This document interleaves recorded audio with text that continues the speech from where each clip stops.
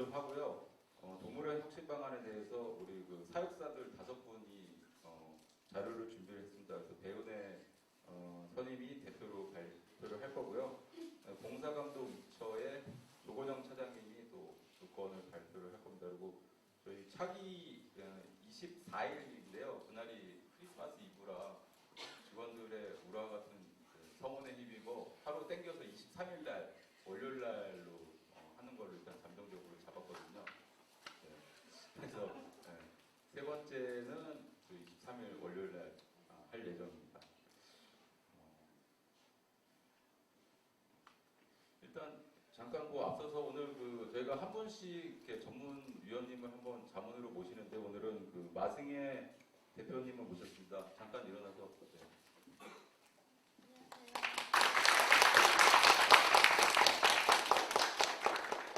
마승혜 대표님은 건대 수의학과를 나오셔가지고요.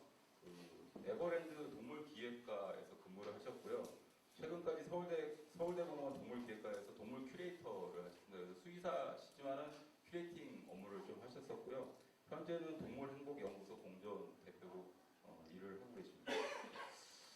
네, 그러면 지금부터 본격적으로 두 번째 모임을 하겠습니다.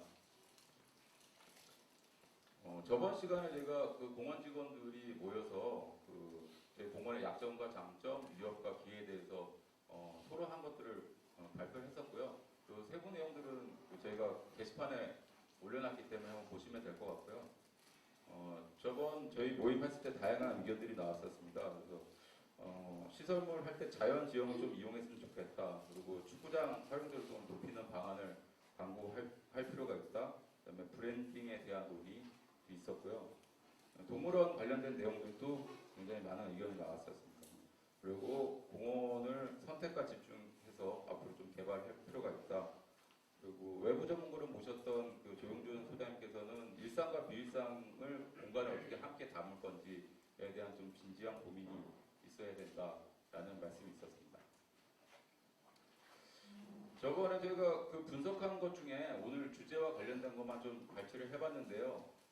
저희 동물원이 열대동물을 보유하고 있고 또 바다동물관이나 물세장 같은 시설이 있다 보니까 에너지 엔트로피가 과다 발생하는 그런 문제점을 안고 있다. 그 다음에 또 다람쥐나 좀 동물 영역을 좀 넓게 보면 공원 전역에 있는 야생동물에 대한 그런 대책도 좀 필요하다라는 약점이 있었고요.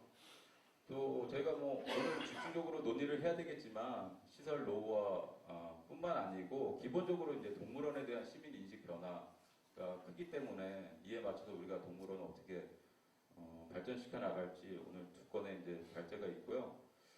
참고로 저희가 3월 17일 날 경향신문에 제주성 한다는 기사가 한번 떴었습니다. 그때 댓글이 한 1000건 넘게 이제 달렸는데 제가 그걸 일일이 한번 분석을 해봤습니다. 근데 그 중에 한 50% 이상은 되게 정치적인 이제 이 내용과 관련 없는 내용이고요. 나머지 거를 저희가 분석한 결과 현재 이제 만족한다라는 의견이 이제 56%였고 동물원 개선이 28%가 나왔거든요. 그래서 시민들이 봤을 때도 동물원 개선이 이제 시급하다라는 의견들이 있었습니다. 그래서 보시면 동물원은 즉각 폐쇄해야 된다. 사실 저희가 약간 의심이 가는 건 동물 이렇게 해방연대나 그런 단체 사람들이 좀 주로 올리지 않는다는 의심을 또 하고 있는데 어쨌든 동물원 개선이 시급하다는 의견이 26%가 있었다는 점 말씀드리고요.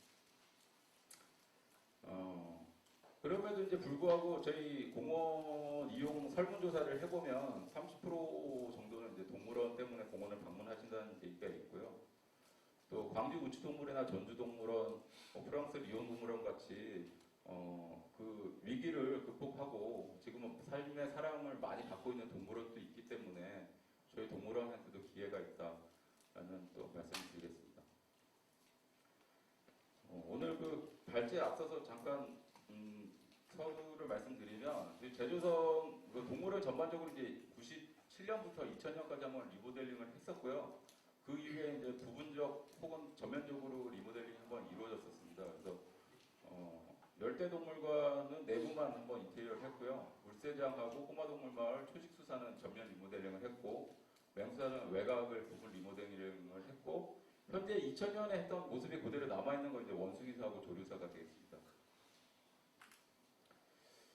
한 5년간에 걸쳐서 이제 2000년 이후에 리모델링 한 거를 이제 쭉 제가 어제 한번 보면서, 그러니까 이게 10년 전에 저를 제가 스스로 이제 셀프 디스하는 얘기긴 한데, 어떻게 곰곰이 이렇게 찾아보다 보니까 일단 기본적으로 공간적으로 봤을 때는 관람로가 오히려 넓고 방사장이 좁아서 이제 철저하게 이제 인간 중심으로 설계가 됐었고, 또 관람창, 동물이 어느 정도 이제 은시처가 있어야 되는데 저희 너무 관람창 유리로 돼 있어서 이런 것도 동물의 스트레스에도 또 영향을 주는 것 같고, 늘 이제 책 같은 데 보면 동물원은 이제 원서식지하고 유사하게 만들어야 되는 내용들이 있거든요. 근데 이게 동물의 입장에서 생태적으로 원서식지랑 유사한 것보다는 우리 사람의 눈으로 봤을 때 이제 흉내만 내는 식으로 이제 만들었던 것도 있고, 그다음에 수경시설이나 뭐 GRC 같은 이런 과도한 시설들이 들어가는데, 이게 처음에 이제 만들어 볼 땐 좋았는데 그 이후에 저희 어떤 유지관리 능력 범위라든지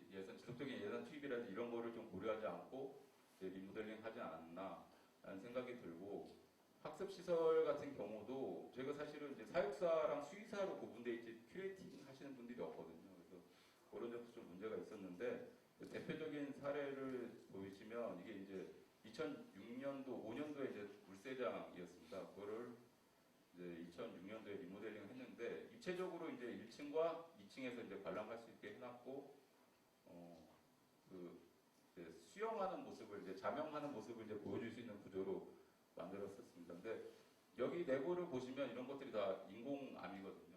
그래서 이제 인간의 눈에 보이기만 이제 그럴듯하게 이제 흉내를 낸 모습이고, 이런 포토존이라든지 이런 학습시설도 설치할 때는 굉장히 괜찮았는데, 이게 지속적으로 관리하고 또 이렇게 업데이트 하기에는 저희가 좀 전문성이 좀 부족한 부분이 있었습니다.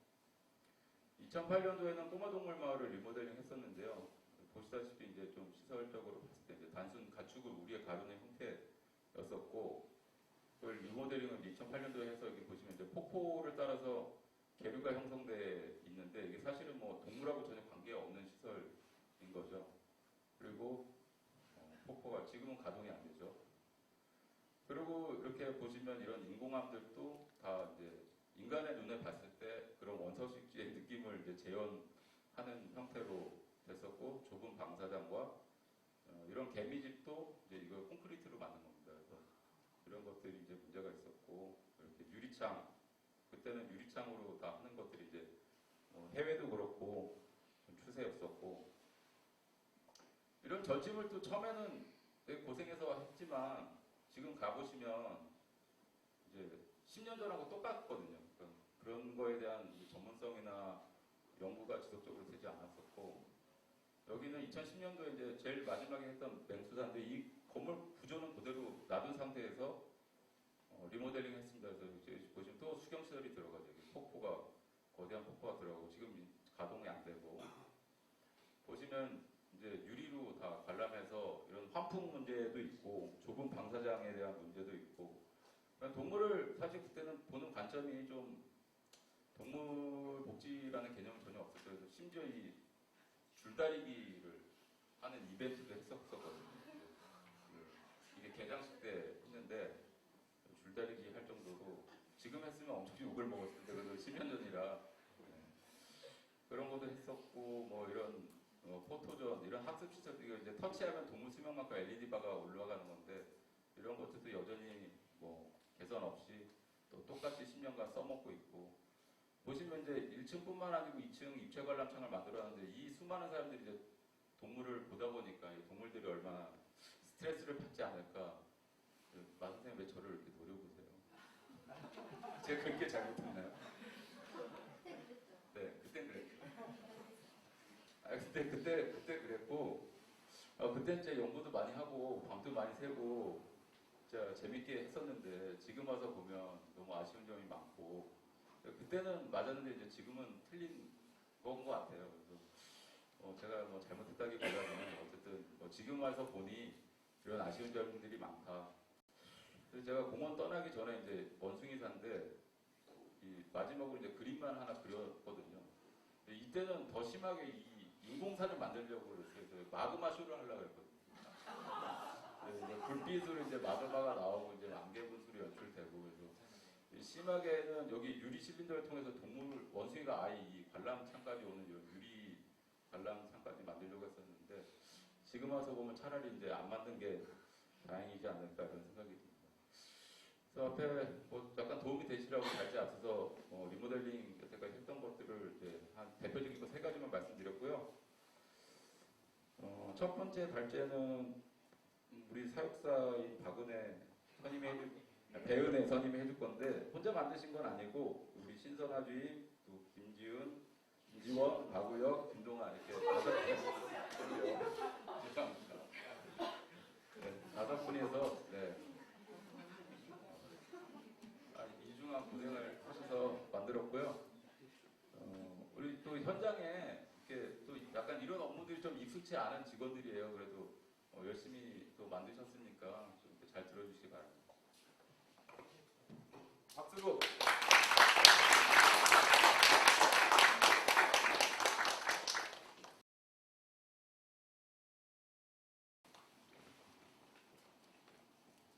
네, 안녕하십니까. 저는 서울 어린이대공원 동물복지팀에서 근무하고 있는 사육사 배은혜입니다.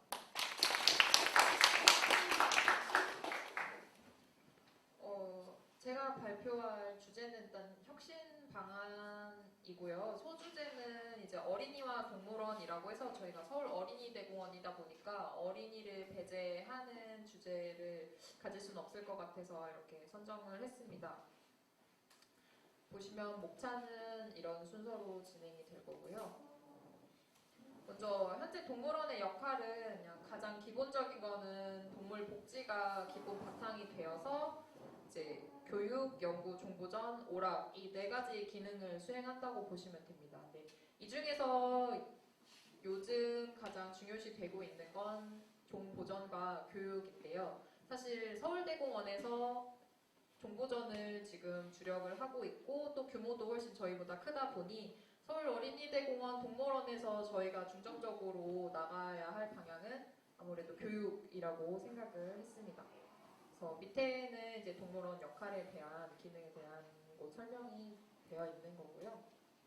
그래서 이제 어린이대공원 안에 있는 동물원이다 보니 어린이들을 교육하는 교육의 장으로서의 역할을 수행해야 한다고 생각을 하고 있고요. 다만 저는 입사를 한 이래로 항상 동물원은 위기에 네, 저는 항상 약간 고용의 불안에 시달렸습니다. 어떻게 보면 항상 동물원 너희 없어질 거야 또는 계약이 끝날 거야 너희만 떨어져 나올 거야 라는 말을 굉장히 많이 들었는데 이런 얘기가 있는 원인이 있을 거라 생각을 해서 저희가 적어봤습니다. 그래서 첫 번째로는 시설의 노후화를 대표적으로 들 수 있는데요. 이게 단순히 오래돼서 뭐 부식됐다든지 부서진 부분이 있다 뭐 이런 수준이 아니라 이제 그런 부분은 당연히 수리를 통해서 고쳐질 수 있지만 단지 이제 아까 보셨듯이 건립 연도라든지 보시면 굉장히 만들어진 지 오래된 20년 된 건물들도 지금까지 유지가 되고 있는데 현재 트렌드 동물 복지에 맞지 않는 전시 공간들이 있습니다. 면적이라든지 또는 동물 보이는 곳 외에 안쪽에 내실이 없다든지 해서 열악한 사육 환경이 지금 문제가 되고 있고요. 또 울타리라든지 이런 부분에서 관람객들도 안전 문제가 발생될 수 있다고 보고 있습니다. 그리고 또 현재 동물 전시하는 방법이 이제 분류학적 기준이라고 해서 뒤쪽에 더 자세히 얘기를 해드릴 텐데요. 뭐 맹수면 맹수끼리, 뭐 조류는 조류끼리 이런 식으로만 분류를 해놨기 때문에 동물의 생태들이 반영되지 않았다고 볼 수 있습니다. 그래서 이 시설 노후화 외에도 지금 현재 동물 전염성 전염병이 연중 계속 나오고 있고요. 뭐 겨울에는 AI, 뭐 봄, 가을에는 구제역이 지금 뉴스에서 계속 보셨을 거예요. 그래서 이런 문제 때문에 이런 일들이 발생되면 관람 제한이 또 일어나는 문제점이 있어서 관람객들이 연중 방문했을 때 동물들을 보지 못하는 경우도 많이 생기고 있습니다. 그래서 그 밖에도 이제 저희가 동물복지를 지향하려고 하다 보니 동물의 이제 만져보는 직접적인 체험은 전면 폐지를 2017년부터 했고요. 그리고 또 동물원 내에는 그냥 단순히 동물을 관람하는 공간, 동물 체험 시설은 부족하다고 볼 수 있습니다. 하고 또 위기 요인 중에 하나가 이제 무료 입장도 들어갈 수가 있는데요. 이게 강점이자 단점인 게 수익이 발생되지 않는 곳, 또 동물원은 근데 다만 유지 관리가 되는 곳이기 때문에 실적이라는 게 사실 눈에 보이게 있는 곳이 아니라 이것도 하나의 위기 요인이라고 저희가 생각이 들어서 적어봤습니다. 근데 이럼에도 불구하고 동물원이 유지되어야 되는 이유, 우리의 강점에 대해서 말씀드리면 앞에서 순 팀장님이 말씀하셨듯이 동물원을 찾으시는 분이 일단은 2018년도 설문조사에서 30% 정도 이 순위를 차지를 했고요. 또 저희가 제가 동물학교에서 교육 프로그램을 운영하면서 유치원 선생님들이나 학부모님들한테 들었을 때 이제 어린이들이 동물원을 한 바퀴 도는데 무리가 없는 정도의 규모라고 말씀을 많이 해주셨습니다. 그래서 상대적으로 서울대공원이나 에버랜드 같은 경우에는 어른들도 하루 동안에 거기를 다 돌기가 힘들었던 저도 경험이 있는데 저희 동물원은 대신에 한 바퀴를 하루 안에 몇 시간 안에 볼 수 있는 장점이라고 하면 장점인 것 같이 적어봤고요. 또 가장 대표적인 게 접근성이라고 해서 적어봤습니다. 서울 시내 유일한 동물원이고 또 동물원만 있는 게 아니라 동물원 주변으로 공원이 되어 있기 때문에 공원 이용 프로그램도 다양하게 있고요. 또 서울 시내권이다 보니까 어디서 오든 대중교통을 이용해서 손쉽게 접근할 수가 있다는 장점이 있습니다.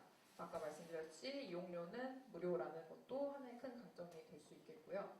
다만 이제 이런 강점이 있더라도 문제점을 해결해야지만 동물원이 유지될 수 있다라고 해서 저희가 몇 가지 문제점을 한번 찾아서 적어봤습니다. 먼저 동물사 시설인데요. 앞에 보시면 여기는 들새마을이라고 해서 아까 20년 된 건물이 바로 이 건물입니다. 근데 한눈에 보기에도 동물의 뭐 생태라든지 복지를 반영한 느낌은 전혀 들지 않고 있죠. 딱 봐도 햇빛이 들기는 하는데 또 해가 지면 금방 추워지는 곳이 바로 이 위치이기도 하고요. 일단은 저 창살 사이사이가 틈새가 커서 여기가 들새들이 살고 있는 공간인데 야생 조류가 유입이 쉽게 되는 공간이라 또 그물망으로 한 번 더 친 상태입니다. 그래서 또 관람객들이 봤을 때도 가시성이 일단 떨어지고 이제 어두운 분위기를 조성하기 때문에 이 건물이 있는 것 자체가 약간 동물원의 부정적 이미지를 심어주기도 하고요. 말 그대로 들새 마을이라서 들새류로 쭈루룩 전시가 되어 있습니다. 근데 여기서 부엉이부터 시작해서 독수리, 꿩, 뭐 영국 꿩, 뭐 백한 이런 식으로 그냥 새라는 이유로 되어 있는데 새인데 또 배경에는 삽살개가 그려져 있고 이런 경우가 있어요. 이게 옛날 소맹수 동물이 살았던 곳이기 때문에 또 그런 배경들이 전혀 바뀌지 않은 채로 들새들이 전시가 되고 있는 것도 어떻게 보면 노후된 시설을 대표하는 한 동물사라고 보시면 되고요. 또 여기 이 동물들이 이제 안쪽 방이 있는데 내실이라고 저희 사육사들은 말을 하는데 이 내실에 저도 들어가 봤는데 딱 어떤 느낌이냐면 혹시 에버랜드에 그 귀신의 집 가보신 분? 네, 만약에 이 동물사를 유지한다면 다크 투어를 하기 딱 좋은 곳으로 이제 과거 동물원의 흑역사 이런 식으로 하기 좋게 아주 채광이 있긴 하지만 어두컴컴한 느낌의 내실이 자리 잡고 있습니다. 사진을 찍어서 보여드리면 좋을 텐데 제가 아직 그 사진까지는 준비를 못했고요. 앞에 보시는 저 비지터 세이프티는 이제 이하자에서 매뉴얼 같이 나오는 책에서 제가 발췌한 내용인데요. 사진 이미지만 보셔도 대충 이해가 되실 거예요. 펜스와 펜스 사이의 거리가 125cm 이상이 되어야 된다. 권고사항입니다. 그래서 저기 보면 가로로 이제 포유류의 경우 125cm라고 적혀 있는데 사실 손이 나오는 동물이라든지 여기 책에서 설명하는 빅캣 같은 경우는 더 넓게 이 거리를 유지를 해야 된다라고 말을 하고 있습니다.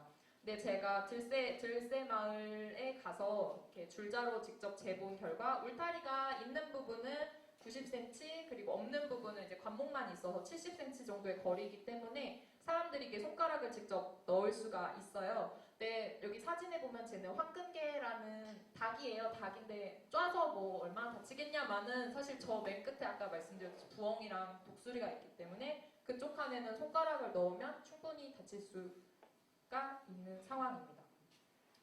또 이런 거리들은 이제 그냥 울타리와 동물사 펜스의 거리뿐만 아니라 전책 얘기도 하는데요. 이게 전책으로부터도 관람객을 보호하기 위해 이런 거리들이 필요하다라고 했는데 제가 초식동물사에 가서 재본 거리는 전체까지 관람로에서 전체까지의 줄자로 쟀을 때 한 70cm 정도, 한 7, 80cm 정도에 가까운 거리에 있었고요.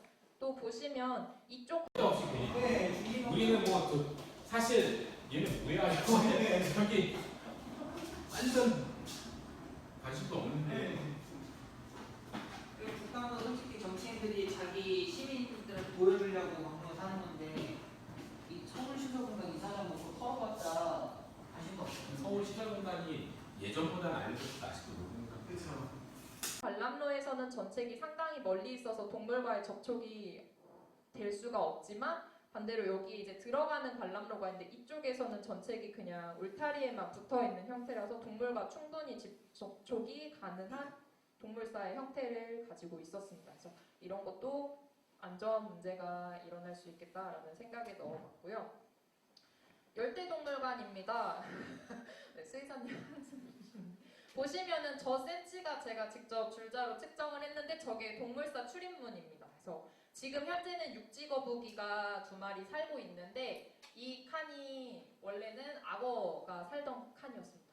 근데 만약에 악어들 아시죠? 움직이는 공격할 때 갑자기 확 이렇게 돌아서는 거. 그럼 사람이 빨리 도망쳐 나와야 되는데 사실 저 40cm, 127cm의 문에서는 사람이 빠르게 나올 수가 없고요. 문이 또 기울어져 있는 형태라서 문을 열고 닫기도 굉장히 어렵습니다. 또 사이즈 자체가 작다 보니까 특정 사육사분들은 근무가 어렵기도 합니다. 네, 대체로 여기 지금 신선한 같은 경우도 기어서 들어가셔야 되고요. 네, 이런 것들이 지금 다 노후된 동물 시설에서 보이는 문제점들입니다. 이거는 이제 꼬마동물 마을에 있는 동물 시설을 이제 찍어온 건데요. 보시면 첫 번째 사진이 그 오른쪽에 있는 동물이 사는 집입니다. 그래서 아프리카 포큐파인이라고 하고요. 산 미치광이라는 이름을 가진 동물입니다. 네, 이 친구는 말 그대로 따뜻한 지역에 사는 동물이기 때문에 겨울에는 저희가 야외 전시장에 나올 수가 없는 상태인데 그런 거에 비해서 지금 저 집이 단칸방 생활을 하는 집이 굉장히 작고 어둡고 내부에 조명도 없는 상태에 열등이라고 해서 온도를 높여주는 조명만 설치되어 있는 상태라 이 친구들은 겨울이 되면 영하로 떨어지면 저 집 안에서만 하루 종일 지내야 되는 문제점이 있습니다. 또 그 아래쪽에는 염소가 살고 있는 자넨 염소가 사는 집인데요. 이 친구들도 단칸방인데 문이 없는 단칸방에 살고 있는 친구들이에요. 이 친구들은 굉장히 강한 점이 태풍에도 저 집에서 있었습니다. 그래서 저 집에서 잘 지내고는 있지만 그래도 이 친구들에게도 내실이 있었다면 좀 더 안전하고 안락하게 삶을 누릴 수 있지 않을까 생각을 하고요. 마지막 사진은 이제 원래 육지거북이가 봄, 여름, 가을쯤에까지는 이제 야외에서 전시가 되기도 하는데 그 거북이 칸인데 여기도 단칸방이고요. 보시면은 울타리에 아크릴판을 덧대 놓은 모습을 보실 수가 있어서 제가 이걸 팀장님께 여쭤보기도 했어요. 대체 여기는 어떤 동물을 위해서 만든 곳인가? 사실 저 울타리는 모든 동물들이 나올 수 있는 키가 큰 동물 외에는 다 울타리를 넘어 나올 수 있는 환경이라서 동물에게는 맞지 않는 동물사라고 보고 있습니다. 다음은 동물원 내 유휴지 얘기를 하려고 하는데요. 제가 위성사진을 한번 봤습니다. 이제 스카이뷰를 봤을 때 동물원에서 지금 놀고 있는 부분, 맹지라고 보이는 부분들을 표시를 했습니다. 그래서 열대동물관 앞에 광장 부분이 굉장히 성수기에 사람이 많더라도 공간이 많이 남는 곳이고요. 지금 초록색으로 표시된 곳이 지금 현재 땡땡마을로 이용되고 있는데 저 부분도 만약에 동물사로 활용하게 된다면 충분히 넓은 동물사가 될 수 있을 거라 생각해서 표시를 했고요. 나머지 여기 넓은 부분은 이제 초식동물 마을하고 원숭이 마을 사이에 언덕이 하나 있는데 거기 산이 있어요. 그래서 나무가 많이 우거져 있는데 그 부분도 이용을 하면 좋을 것 같아서 한번 사진을 올려봤습니다. 그래서 그 중에서도 이제 꼬마동물 마을 아까 손 팀장님도 보여주셨지만 이 꼬마동물 마을 계류시설과 화단 그리고 관람로가 굉장히 많은 부분을 차지하고 있고 이것에 비해서 동물사는 굉장히 조금 작은 모습을 보이는데요. 보시면은 여기가 동물사고요. 여기가 그 단칸방 생활을 하는 아프리카 포큐파인 집이고 여기가 사막여우칸, 여기 수달, 그리고 염소, 말 등이 있습니다. 그래서 입구는 여기입니다. 이쪽으로 관람객들이 들어와서 이렇게 보고 돌아서 나가는 루트로 되어 있는데 이렇게만 보셔도 지금 입구 대비 출구가 굉장히 협소하다는 거를 아실 수 있을 것 같습니다. 그래서 보통 관람객들이 이쪽에서 쭉 보고 들어오면 성수기에는 어떻게 되냐면 염소나 말에게 먹이 주는 분들이 굉장히 많아지고 또 유모차라든지 이런 사람들이 몰리게 돼서 병목 현상이 일어나서 굉장한 정체가 이제 발생이 되는 구간이고요. 이게 염소칸 맞은편에 있는 이제 화단 유휴 공간과 이제 계류장 사진입니다. 네, 다음에 이제 전시 형태 얘기를 하려고 합니다. 이제 지금 저희 어린이대공원 동물원에서는 두 가지 방식의 전시 방법을 이용하고 전시 형태를 가지고 있는데요. 미네저리 방식과 파노라마 방식을 이용하고 있는 것 같습니다. 그래서 미네저리 같은 경우에는 사전적으로도 저렇게 딱 나옵니다. 동물쇼 등을 위해 모아놓은 야생동물들. 그래서 이거는 굉장히 과거에 초기 동물원에서 만들어진 정말 뭐 이렇게 힘을 나타내기 위해서 동물들을 그냥 수집한 형태를 미네저리라고 하는데 아까 보셨던 들새장 같은 경우가 딱 그런 형태를 띠고 있다라고 보시면 되고요. 그리고 밑에 파노라마 형식은 이제 지금 현대 동물원에서도 채택을 하고 있는데 저희 아까 원숭이사를 보면은 해자라고 해서 함정 부분이 있어요. 근데 그 부분이 이제 동물사 대비 굉장히 넓고 깊은 형태를 띠고 있고 파노라마 같은 경우는 한눈에 동물들이 다 보이는 전시 방법을 말을 하는데 그러면 이제 은신처가 반드시 필요하다는 걸 알 수 있습니다. 그래서 동물사들을 다시 이제 조닝을 하겠다라고 말을 한다면 이런 유휴지들을 저희가 정리를 해서 동물사를 더 늘리고 동물들을 위한 공간을 더 늘리고 또 관람로 정비를 통해서 관람객분들도 편안하게 이용할 수 있는 또 그리고 어린이들도 체험할 수 있는 공간들을 충분히 넣을 수 있다고 생각이 들고요. 지금 이렇게 위성사진으로 보면 글씨는 돌아가 있긴 한데 아까 제가 분류학적 전시라고 말씀드렸는데 그거를 지금 짚어보자면 맹수마을 같은 경우에는 따뜻한 데 사는 애들, 추운 데 살아도 되는 애들 이런 식으로 섞여 있고요. 원숭이 마을도 섞여 있고요. 초식동물 마을도 그냥 초식동물이라는 분류로 들어가 있습니다. 그리고 꼬마동물 마을 같은 경우는 그냥 정말 키가 작은 동물들이 살고 있어요. 그래서 초원도 사막도 그리고 뜬금없이 계곡에 사는 염소도 이렇게 섞여 있는 형태를 보이고요. 물새장 같은 경우도 분류학적으로 물새류들이 다 살고 있습니다. 그래서 지금 약간 기후에 알맞는 동물들이 산다라고 볼 수 있는 공간은 열대동물관인데 사실 열대동물관 안에서도 뭐 파충류 중에 건조한 기후에 사는 파충류도 있고 습한 기후에 사는 파충류도 있고 좀 섞여 있다고 보시면 됩니다. 그래서 이거는 동물들을 좀 정리를 해봤습니다. 저희 서식지랑 이제 서식 기후에 대해서 그래서 보시면 되고요. 맹수마을 같은 경우도 이제 코끼리라든지 뭐 습지 초원에 사는 친구들도 있지만 건조한 사바나나 뭐 이런 사막에 사는 동물들도 섞여 있기 때문에 여기서 나오는 문제점 아까 에너지가 굉장히 따뜻한 곳에 사는 친구들 때문에 많이 손실이 된다고 했는데 여기에서도 에너지가 들어가지 않아도 될 동물사까지 이게 일괄적으로 에너지가 들어가다 보니 분산되다 보니 이제 집중적으로 오히려 에너지가 가야 될 동물사에 부족한 실정을 보이고 있습니다.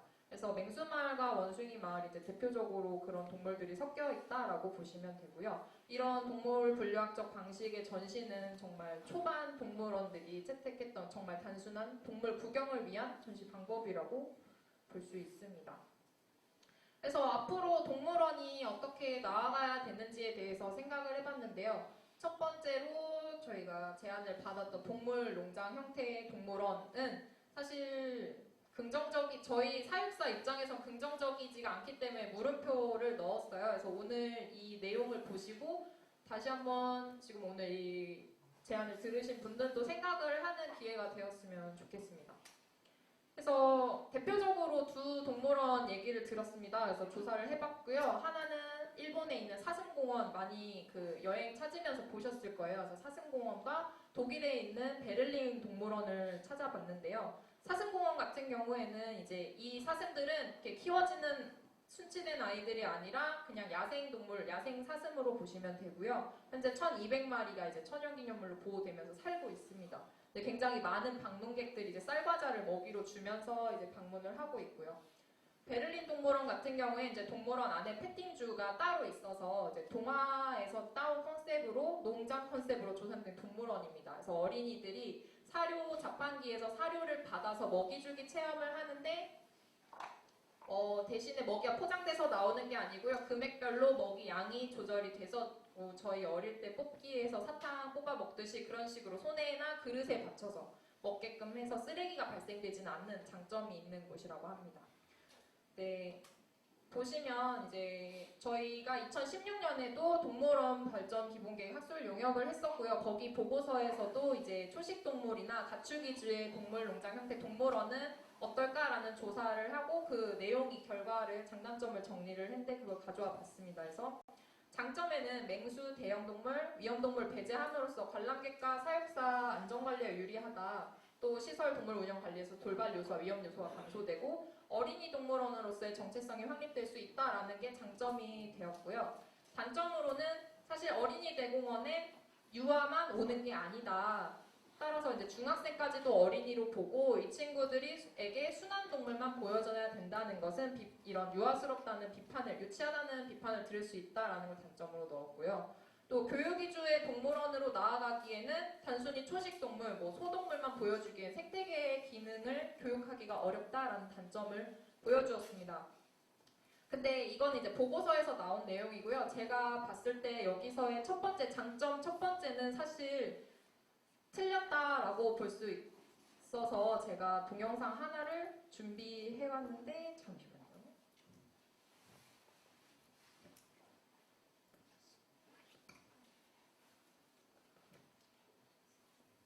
보시면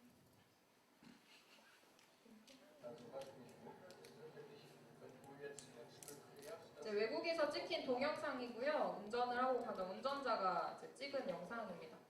양치기가 양들을 몰아서 이동을 하는 중이었어요. 근데 저 사람은 그러니까 사육사인 거죠, 지금 저희로 보면. 근데 갑자기 순양이 뒤에서 들이받았습니다. 그러니까 변화하는 상황에 순양이 갑자기 흥분해서 양치기를 들이받았는데요. 이게 공격을 한 번 하고 빠지는 게 아니라 계속 공격을 하고요. 보시면은 굉장히 오히려 2차 공격이 굉장히 심한 부상을 입을 수 있는 상황인 거죠. 양이라고 해서 굉장히 순한 동물이 아니라 굉장히 충격 많이. 저도 충격을 많이. 저는 사육사한테도 한 번 더 보여달라고요. 이걸요? 네, 다시 보여드리긴 할 텐데. 네. 이 영상으로 인해서 초식동물을 무서워하지는 않으셨으면 좋겠습니다. 그냥 다만 위험한 수 있다라는 거를 이렇게 항상 머리에 염두를 해주시면 좋을 것 같고요. 그러니까 일반적인 상황에서 들이받지 않을 수도 있긴 했지만 변화하는 상황에서는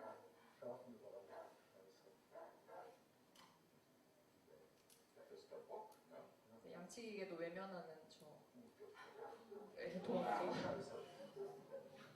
굉장히 아까 2차 충격으로 이렇게 들이받치는 게 문제가 아니고 땅에 부딪히면서 더 큰 상해를 입을 수 있다라는 거를 보실 수가 있고요. 다음으로는 이제 아까 보였던 지금 많은 분들이 지금 시국이다 보니 일본에 가진 않으시겠지만 한참 일본 여행을 많이 하실 때는 사슴공원 방문한 후기가 굉장히 많이 올라왔었어요. 그리고 이쁘게 사진 찍는 것도 많이 올라왔고 근데 이 사고 현황이 얼마 전 올해 뉴스 기사로 나왔었는데요. 2018년에 사슴공원에서 일어난 사고가 명수가 209명입니다. 그래서 2013년에 비해서 4배가 상승을 해서 그러니까 많은 사람이 오기 때문에 또 사고도 많이 일어난 건데요. 또 이 중 5명은 골절을 입는 심한 상해를 입었다고도 합니다. 근데 사고의 원인을 살펴보면 먹이를 살 때 그리고 먹이를 줄 때 먹이를 준 직후에 많이 가장 사고가 120번으로 많았고요. 그냥 동물 옆을 지나가다가 또 16번의 사고가 있었습니다. 근데 이게 사람의 사고 나는 것뿐만 아니라 보시면 밑에 사슴공원 내 사슴의 배에서 발견된 비닐이거든요. 그래서 먹이주기 끝나거나 그냥 관광객들이 두고 간 비닐 쓰레기를 먹고 죽은 거 아니고 죽어서 부검을 해보니 저 비닐 쓰레기가 발견이 된 겁니다. 그래서 이러한 문제점들도 배제할 수가 없는 거고요. 이건 이제 사슴공원 찾다 보니까 나온 영상입니다. 애기죠. 네. 꿍 하고 받는 이건 다시만 보여드리고 싶어요. 네. 그래서 이런 일이 보통 9월에서 11월에 이제 이 친구들 번식기일 때 굉장히 많이 일어나고요. 사실 그 외에도 많이 일어날 수 있다고 볼 수 있습니다. 또 이제 전염병 얘기를 하자면 이제 보통 먹이주기 체험을 하는 대부분의 동물들이 초식 동물입니다. 근데 초식 동물들 중에서도 보통 사슴, 염소, 토끼 이렇게 되는데 이 친구들이 다 구제역이라는 전염병에 해당 동물입니다. 그래서 어린이 대공원 현재 7종 24두가 전염병 구제역 예방 접종을 맡고 있고요. 캥거루나 왈라루 같은 경우에는 구제역 우제류는 아니지만 구제역에 걸릴 수 있는 동물이라서 저희와 같이 접종을 하고 있는 상태고요. 그래서 동물원 내에 있는 모든 조류들도 AI에 감염될 수 있는 동물이기 때문에 이런 전염병이 발생될 동안에는 저희가 동물 관람 제한이 일어날 때가 있습니다. 이건 저희가 임의로 하는 건 아니고요. 시에서 지침이 내려온다든지 또는 동물원 내에서 발생됐을 때 동물 관람 제한이 되는데 만약에 초식이나 소동물 위주의 동물원이 된다면 이게 동물사 일부의 폐쇄가 아니라 동물원 전체를 폐쇄해야 되는 문제점도 발생될 수 있습니다. 그래서 사육사의 입장에서 말씀을 드리면 저는 구걸하는 동물원을 만들고 싶지 않습니다. 사실 이게 어느 한 블로거가 이제 동물원을 많이 다니는 블로거가 찍은 사진을 제가 가져온 건데요. 저희 어린이 대공원 사진입니다. 일본 원숭이와 꽃사슴 사진인데 이 블로거도 이 사진 밑에다 글을 그렇게 썼어요. 어딜 가나 동물원에는 저렇게 동물을 만지고 먹이를 주려는 진상들이 있다. 라고 해서 밑에는 기사예요. 그래서 원숭이 밑에 있는 기사는 실제로 체험 동물원, 요즘 실내 동물원 굉장히 많이 만들어지고 있는데 그 실내 동물원에서 근무했던 사육사의 인터뷰 중에 앵무새, 작은 앵무새 먹이주기도 있는데 이 앵무새들 수명이 15일에서 30일 정도밖에 되지 않는다. 먹이를 먹이기 위해서 이 친구들을 굶겨야 하고요. 또 그럼 들쑥날쑥하게 밥을 먹을 수밖에 없는 상황. 그래서 작은 동물일수록 굉장히 소모품처럼 버려지고 죽게 된다라는 인터뷰 내용을 제가 발췌를 해왔고요. 또 이제 먹이주기 체험을 하는 곳, 그러니까 그 동물원뿐만 아니라 이제 먹이주기를 하는 곳에 대한 이제 기자가 쓴 글에서는 불특정 다수로부터 먹이를 받아 먹다 보면 누가 어떻게 먹이를 줄지 모르기 때문에 항상 울타리에서 대기하고 있고 사람만을 바라보고 있는 그런 스트레스 상황에 노출될 우려가 있다라고 말을 하고 있습니다. 그래서 제가 출근하면서 이 발표를 생각할 때 가장 먼저 들었던 생각이 요즘 해외여행 많이들 가시는데 가서 보시는 게 다들 어떤 걸 보러 가시나요? 보통 힐링하고 좋은 모습, 좋은 자연 환경, 좋은 도시를 모습에 보러 가지 슬럼가, 할렘가나 이런 구걸하는 사람들을 구경하러 가지 않는 것처럼 동물원도 동물들을 구걸하지 않게 만드는 게 저는 중요하다고 생각합니다. 그래서 사실 소동물 및 가축 위주의 어린이 동물원은 반대를 할 수밖에 없고요. 여기도 또 서울 어린이대공원 사진인데 지금 침팬지가 없지만 예전에 먹이 자판기가 있음에도 불구하고 집에서 가져온 먹이를 던져주는 사람의 모습을 뉴스 기사에 적은 모습입니다. 이건 제가 찍은 사진인데요. 제가 출근하는 날, 저희 먹이 자판기가 있던 해에 월요일 아침에 출근할 때 찍은 사진입니다. 그래서 이게 청소 전인 거죠. 방사장 출근하는 시간이니까. 그래서 사슴 방사장, 당나귀카나 파단 이런 걸 봤을 때 저걸 너무 많은 먹이를 주기 때문에 저걸 다 먹지도 못하고 남아있는 상황도 있고요. 먹이 자판기에서 나온 쓰레기도 버리고 가는 사람들이 굉장히 많고요. 그래서 이 사진은 사육사분들은 다들 이해를 하실 텐데 이게 염소똥이에요. 염소똥이 보통은 저희 이렇게 작은 굉장히 저희 엄지손톱 정도, 엄지가 한 마디 정도 되는 똥을 싼다면 월요일에 수분이 많은 채소나 과일을 많이 먹고 난 후에는 이런 비정상적인 변을 봅니다. 근데 초식동물들의 배변에 대해 잠깐 설명을 드리면 초식동물들은 이렇게 저희 사람처럼 힘을 줘서 나오는 게 아니라 이렇게 항문이 열리면서 저 작은 똥들이 쏟아져 나와요. 근데 만약에 저런 비정상적인 변을 보게 된다면 저게 쏟아져 나올 수 있을지 저것만 봐도 사실은 간단한 일인 거죠.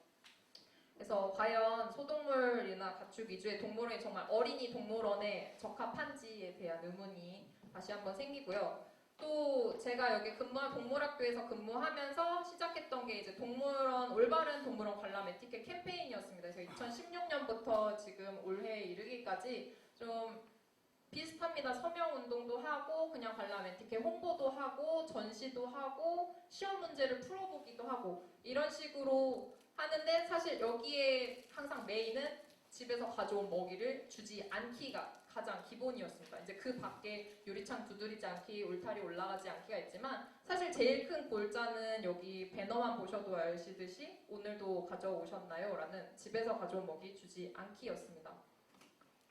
또 지금 현재도 동물원 정문을 들어가면 게시판에 저희가 안내문 먹이 주기를 이제 금지하는 자판기가 2018년 6월부터 없어졌고 먹이 주기를 전면 금지합니다. 어린이 대공원에서는 안내판이고 동물사 내에도 저희가 이렇게 현수막과 판넬을 설치를 했습니다.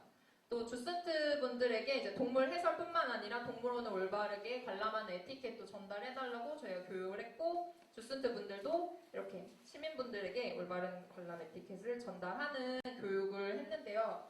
근데 만약에 먹이주기 동물원이 된다면 사실상 2016년부터 한 저의 캠페인은 의미가 없어지는 거겠죠. 그리고 그 캠페인에 참여했던 시민분들조차도 얼마 전까지 먹이 주지 말라고 했는데 와봤더니 재조성이 됐는데 먹이를 주는 동물원이 됐다라고 하면 이런 문제점도 생기지 않을까라는 생각이 들고요.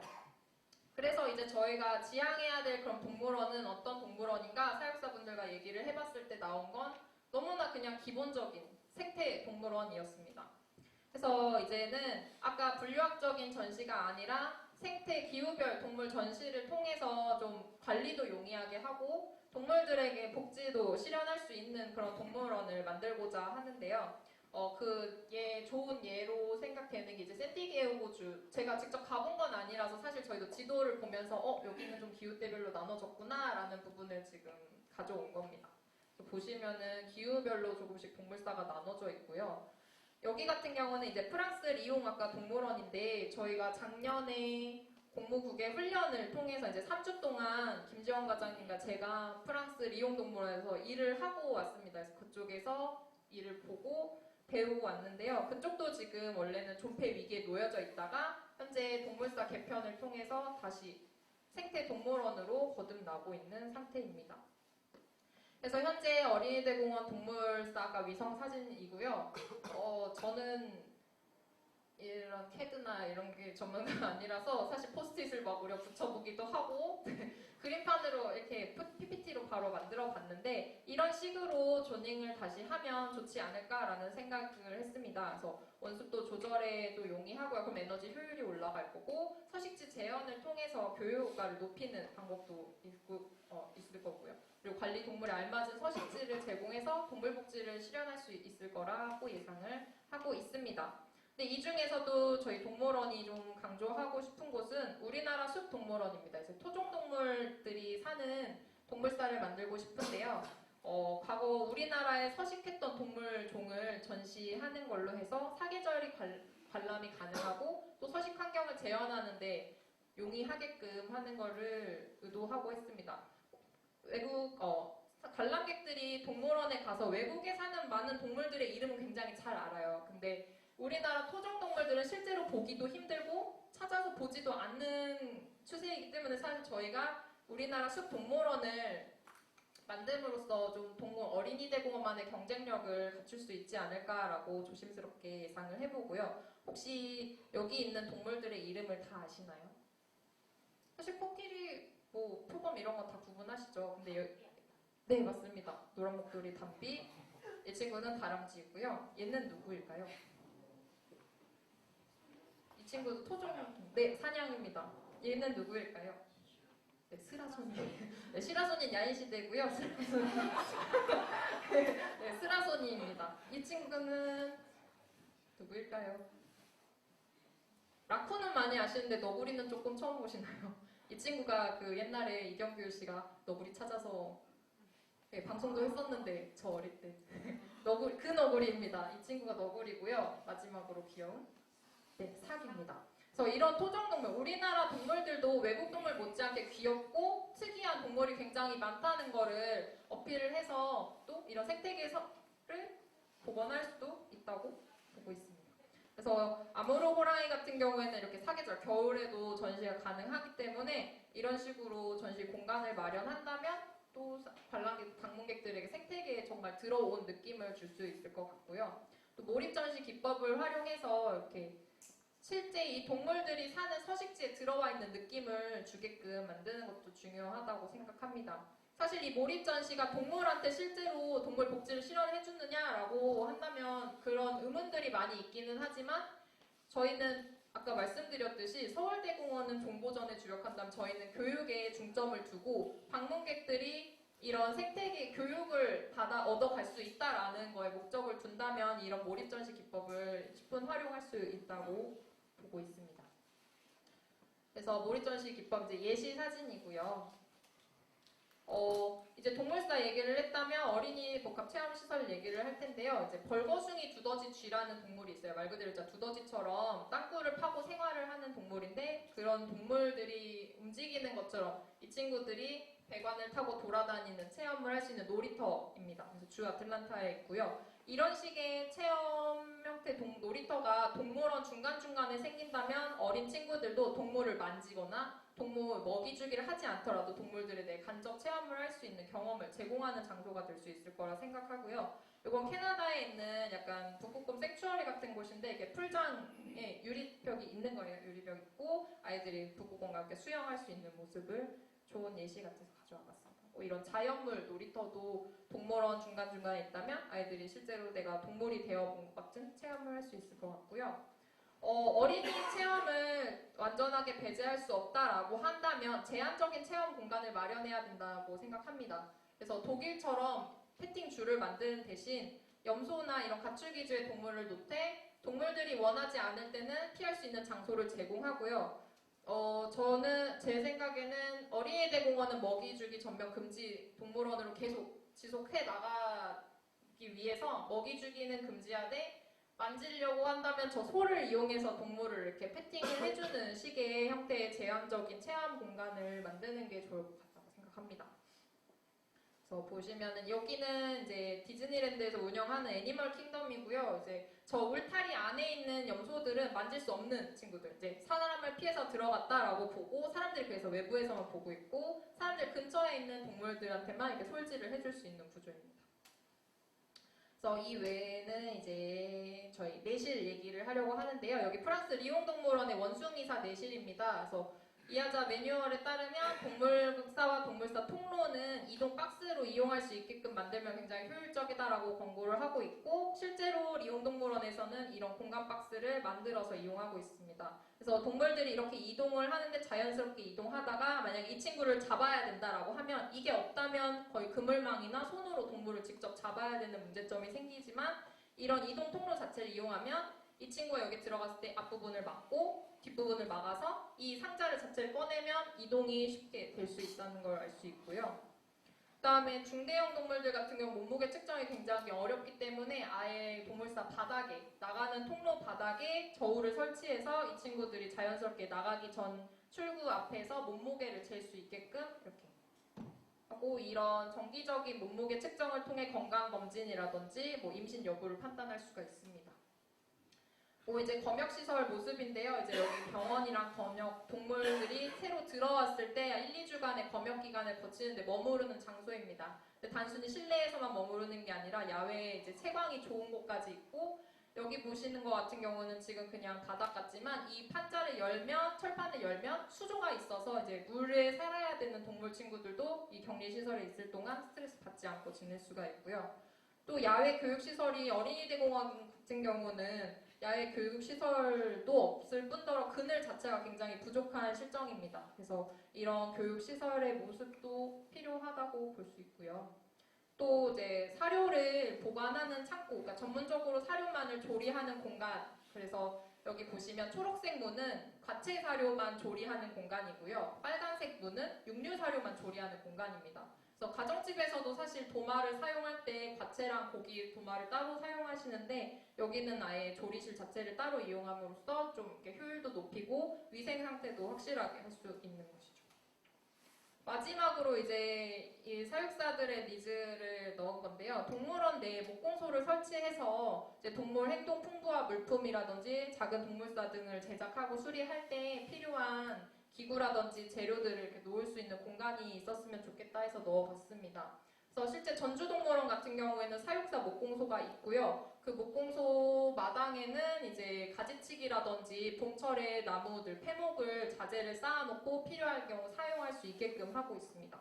그래서 이런 공간을 만든다면 사육사들도 이용을 하고 또 어린이들 교육 체험 공간으로도 활용할 수 있을 것 같습니다. 네, 제 발표는 여기까지고요. 혹시 질문 있으실까요? 네, 감사합니다.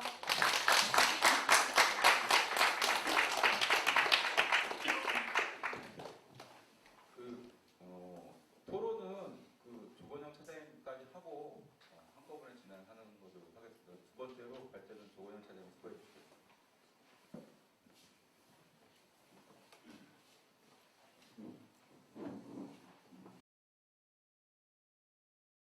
발표를 할 수 있어서 너무 기쁘고요. 제가 발표할 내용은 좀 지루하시죠? 안 지루하신가요? 네. 크로스오버라고 작년에 기획연수를 다녀왔는데 제가 가이드로 우리 조경우 팀장을 썼습니다. 그래서 많이 배웠는데요.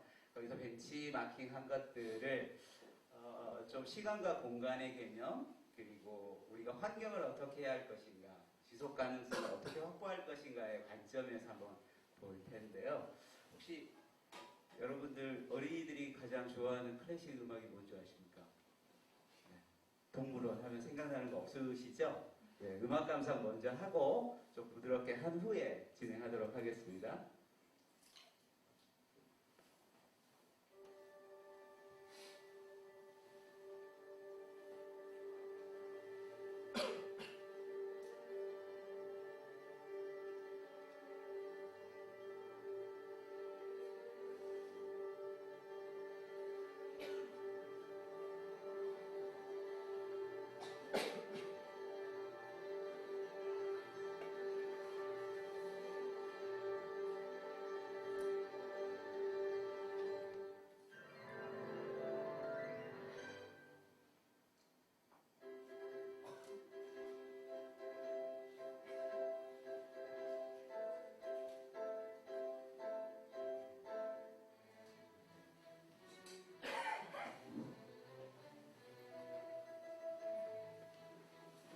혹시 연상되는 동물 있으신가요?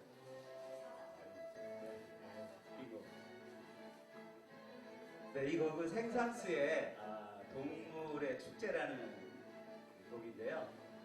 여기에는 각종 동물들을 생상스가 음악으로 표현했습니다. 이것은 이제 서주와 사자왕의 행진이라는 1악장입니다. 총 14악장까지 있는데요. 다양한 동물들이 등장하는데 그 중에서 등장하는 동물 중에 하나는 사람도 등장합니다.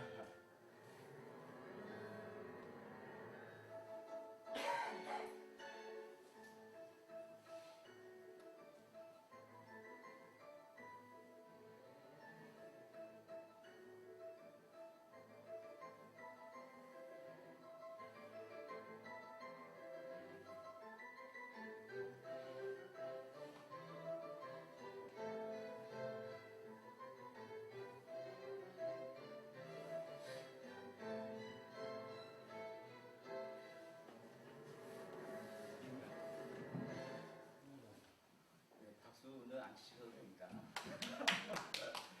네, 잠깐 저 소개를 하겠습니다. 저는 원래 이제 토목지 공사 감독 업무를 하고 있는데요.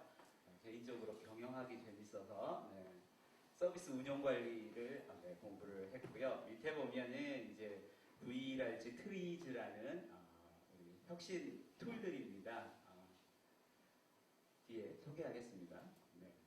오늘 제가 같이 말씀 나눌 것은 이제 트리즈라는 창의적 문제 해결 이론을 통해서 시간과 공간을 우리가 어떻게 활용하면 좋을 것인지에 대해서 저를 포함해서 제 생각들을 여러분이 함께 생각해 봐주시면 좋을 것 같고요.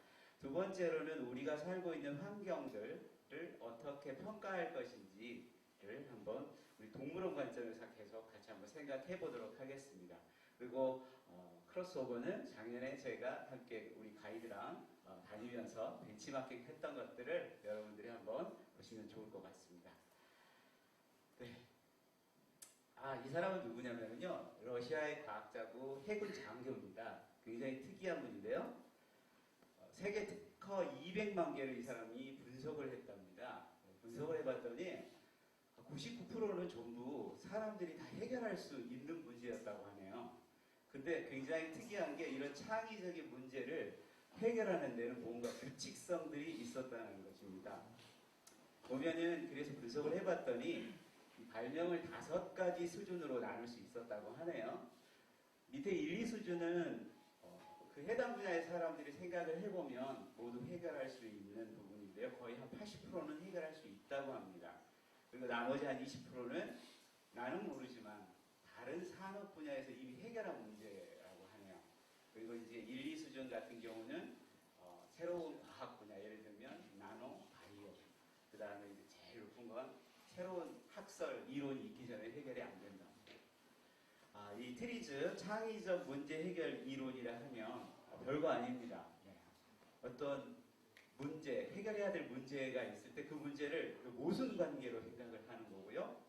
그 모순을 해결하기 위해서는 내가 갖고 있는 모든 게 자원이 됩니다. 자원이 되고요. 절대 타협해서 안 되는 게 뭐냐면은 IFR이라고 해서 결과는 내가 가장 이상적인 것을 찾겠다라고 과제를 푸는 건데요. 물리적 모순과 기술적 모순이 있는데 이런 모순들을 다 종합해봤더니 물리적 모순은 밑에 보면은 이 혹시 따릉이에서 오신 분 계십니까? 네, 안 오셨군요. 네, 자전거 체인인데요. 체인의 특성은 뭐냐면요. 굉장히 강성이 좋아야 되는데 유연해야 합니다. 두 개의 특성이 상충이 되는데 그걸 해결할 수 있는 것은 해결 방법 3가지 중에 전체와 부분이라는 아이디어를 내면 됩니다. 기술적 모순은 보면은 컵이 있죠. 여러분들 여행 갈 때 그 고민 해보셨죠? 팩소주 담을 때 그냥 차곡차곡 담으시죠? 그죠? 처장님 안 그러실까요? 그죠? 혹시 컵라면 담으실 때 어떻게 담으십니까? 컵라면 담을 때 되게 불편하죠. 북대기는 크고 공간은 많이 차지하고. 바로 그런 것들이 여러분들 혹시 모르시는 분들 혹시 어떻게 가시는지 아세요? 아시는 분 있으세요? 네, 그렇습니다. 묘를 빼고 컵을 차례차례 챙겨서 가시면 됩니다. 네, 그런 것 같은 경우는 이제 포개기의 원리를 이용하면 된다고 합니다. 우리가 지금 일상에서 쓰고 있는 데인데요. 여기 장충체육관인 거죠. 네, 장충체육관의 수납식 의자입니다. 이거 어떤 점이 좋을까요? 우리 전진우 팀장님 뭐가 좋을 것 같아요? 이거 뭐가 좋죠? 네, 어떨 때 공간 활용이 용이하죠? 예.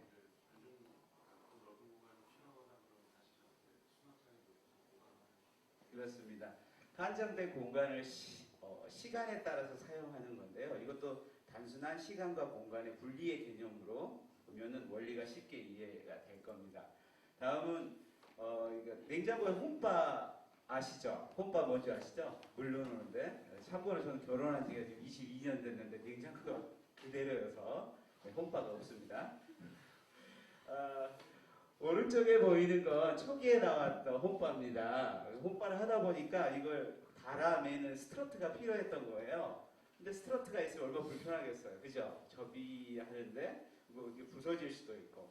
그것들을 해결하는 건 뭐냐면 그것 자체가 하중을 견딜 수 있도록 오른쪽과 같이 했습니다. 바로 인장력이 작용하는 것들을 반대쪽에 걸림체를 줘서 받침을 내가 누르는 게 받치는 힘과 같아지기 때문에 이런 식으로 아이디어를 내는데 EJ라고 합니다. 네, 영어는 읽어보시면 될 것 같고요. 네, 이런 원리들을 이용하는 것들이 창의적 문제 해결입니다. 네, 이 책 혹시 읽어보신 분 계신가요? 네, 저자가 많이 아시는 분인데 이분도 그런 얘기를 쓰셨더라고요. 창조적 사고는 비범한 사람의 천재만 하는 게 아니랍니다. 그러니까 이제 아까 그 알츠슐러는 물론 200만 건의 특허를 분석했지만 우리 이사장님은 물리를 분석을 하셨더라고요. 그래서 훈련한다면 누구나 좋은 반짝이는 아이디어를 낼 수 있다고 했는데 이건 성인들은 볼 필요 없고요. 참고로 중학생이 보면은 참 좋은 필독서니까 해주시기 바랍니다.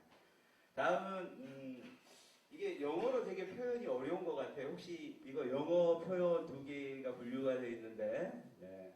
한번 이게 어떤 의미일까요? 한번 누가 한번 얘기해 주실래요? 네. 토익 400점 이상. 아, 왜?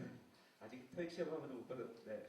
우리 네, 은혜, 네. 이게 어떤 의미일까요? Natural fit, environment.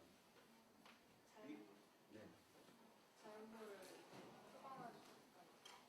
이게 되게 어렵습니다. 자연과 이제 인공이라고 표현을 하는데요. 의미는 차라리 영어가 편한 것 같아요. 그죠? 뭔가 자연스러운 것과 우리가 인공이라고 하면 자연이 배제된 인공으로 착각을 하게 되는데 사실은 그렇지 않잖아요. 우리가 지금 동물원을 생각할 때도 우리가 뭔가 조성하지만 그 안에는 뭔가 자연스러움이 있어야 되는 거예요. 동물이 있어야 되고 사람이 있어야 되고. 그래서 못하는 영어지만 써봤습니다. 자, 이것은 그림 같죠? 이거 도시를 형상화한 그림입니다. 아주 특이한 그 화가 한 분을 여러분께 소개해 드릴 텐데요. 이 도시의 사람들과 도시를 형상화한 그림인데요. 폰데르트 바서라는 오스트리아의 화가입니다. 이 사람이 지금 들고 있는 게 공학도들이 많이 쓰는 스케일입니다. 스케일이 휘어졌네요. 네, 휘어졌으면 스케일을 사용할 수 있을까요? 네. 이 사람은 이제 나선의 예술가라고도 하고요. 또 되게 특이한 사람인데 나무의 권리를 주장한 사람입니다. 또 그리고 오른쪽에 보시는 바와 같이 세입자의 창문 권리를 주장한 사람인데요. 당초에는 이렇게 회화를 전공하는 이제 전공이 아니죠. 이 사람은 천재여서 그림을 한 번도 배운 적이 없답니다. 그런데 건축 쪽에 아름다운 자연과 어우러지는 건축물 안에서 살고 싶은 욕심 때문에 오른쪽의 건물을 시형 아파트 재건축을 하기로 했는데 그것들을 저렇게 아름답게 회화로 만들어 버린 겁니다. 그래서 관광 명소가 됐고요. 왼쪽에 보이는 것은 혹시 여러분들 그 판타지 영화 반지의 제왕 안 보신 분 계신가요? 다 많이들 보셨죠? 그래서 호빗 마을입니다. 저기는 실제로 블루마우 온천입니다. 온천을 저렇게 자연과 함께 만들었는데요. 우리 이제 토목하고 건설하시는 분들은 네, 온천을 만들려면 일단 도자를 반드시 밀어서 절성토를 하고 해야 되는데 자연 지형을 그대로 만들었습니다. 참고로 이제 우리 옥상 그 정원화 사업이 이분을 통해서 처음에 시작이 됐다는 설도 있는데요. 위에 쓰신 쓴 것처럼 곡선이 주는 중첩의 미학이 있습니다. 직선과 직선은 끝이 만나서 어떤 걸 이루지만 자연은 곡선 속에서 모든 것을 찾는다고 해서 이 사람은 절대 직선을 사용하지 않았다고 하네요. 그래서 이게 어떤 것 같아요? 뭐 같아요? 딱 보시면 네. 우리 토목하신 분 여기에 계십니까? 아 예. 이 사람이 네. 이 사람이 이게 뭐 같습니까? 그냥 진행하세요. 예. 토목하시는 분인데 그렇군요.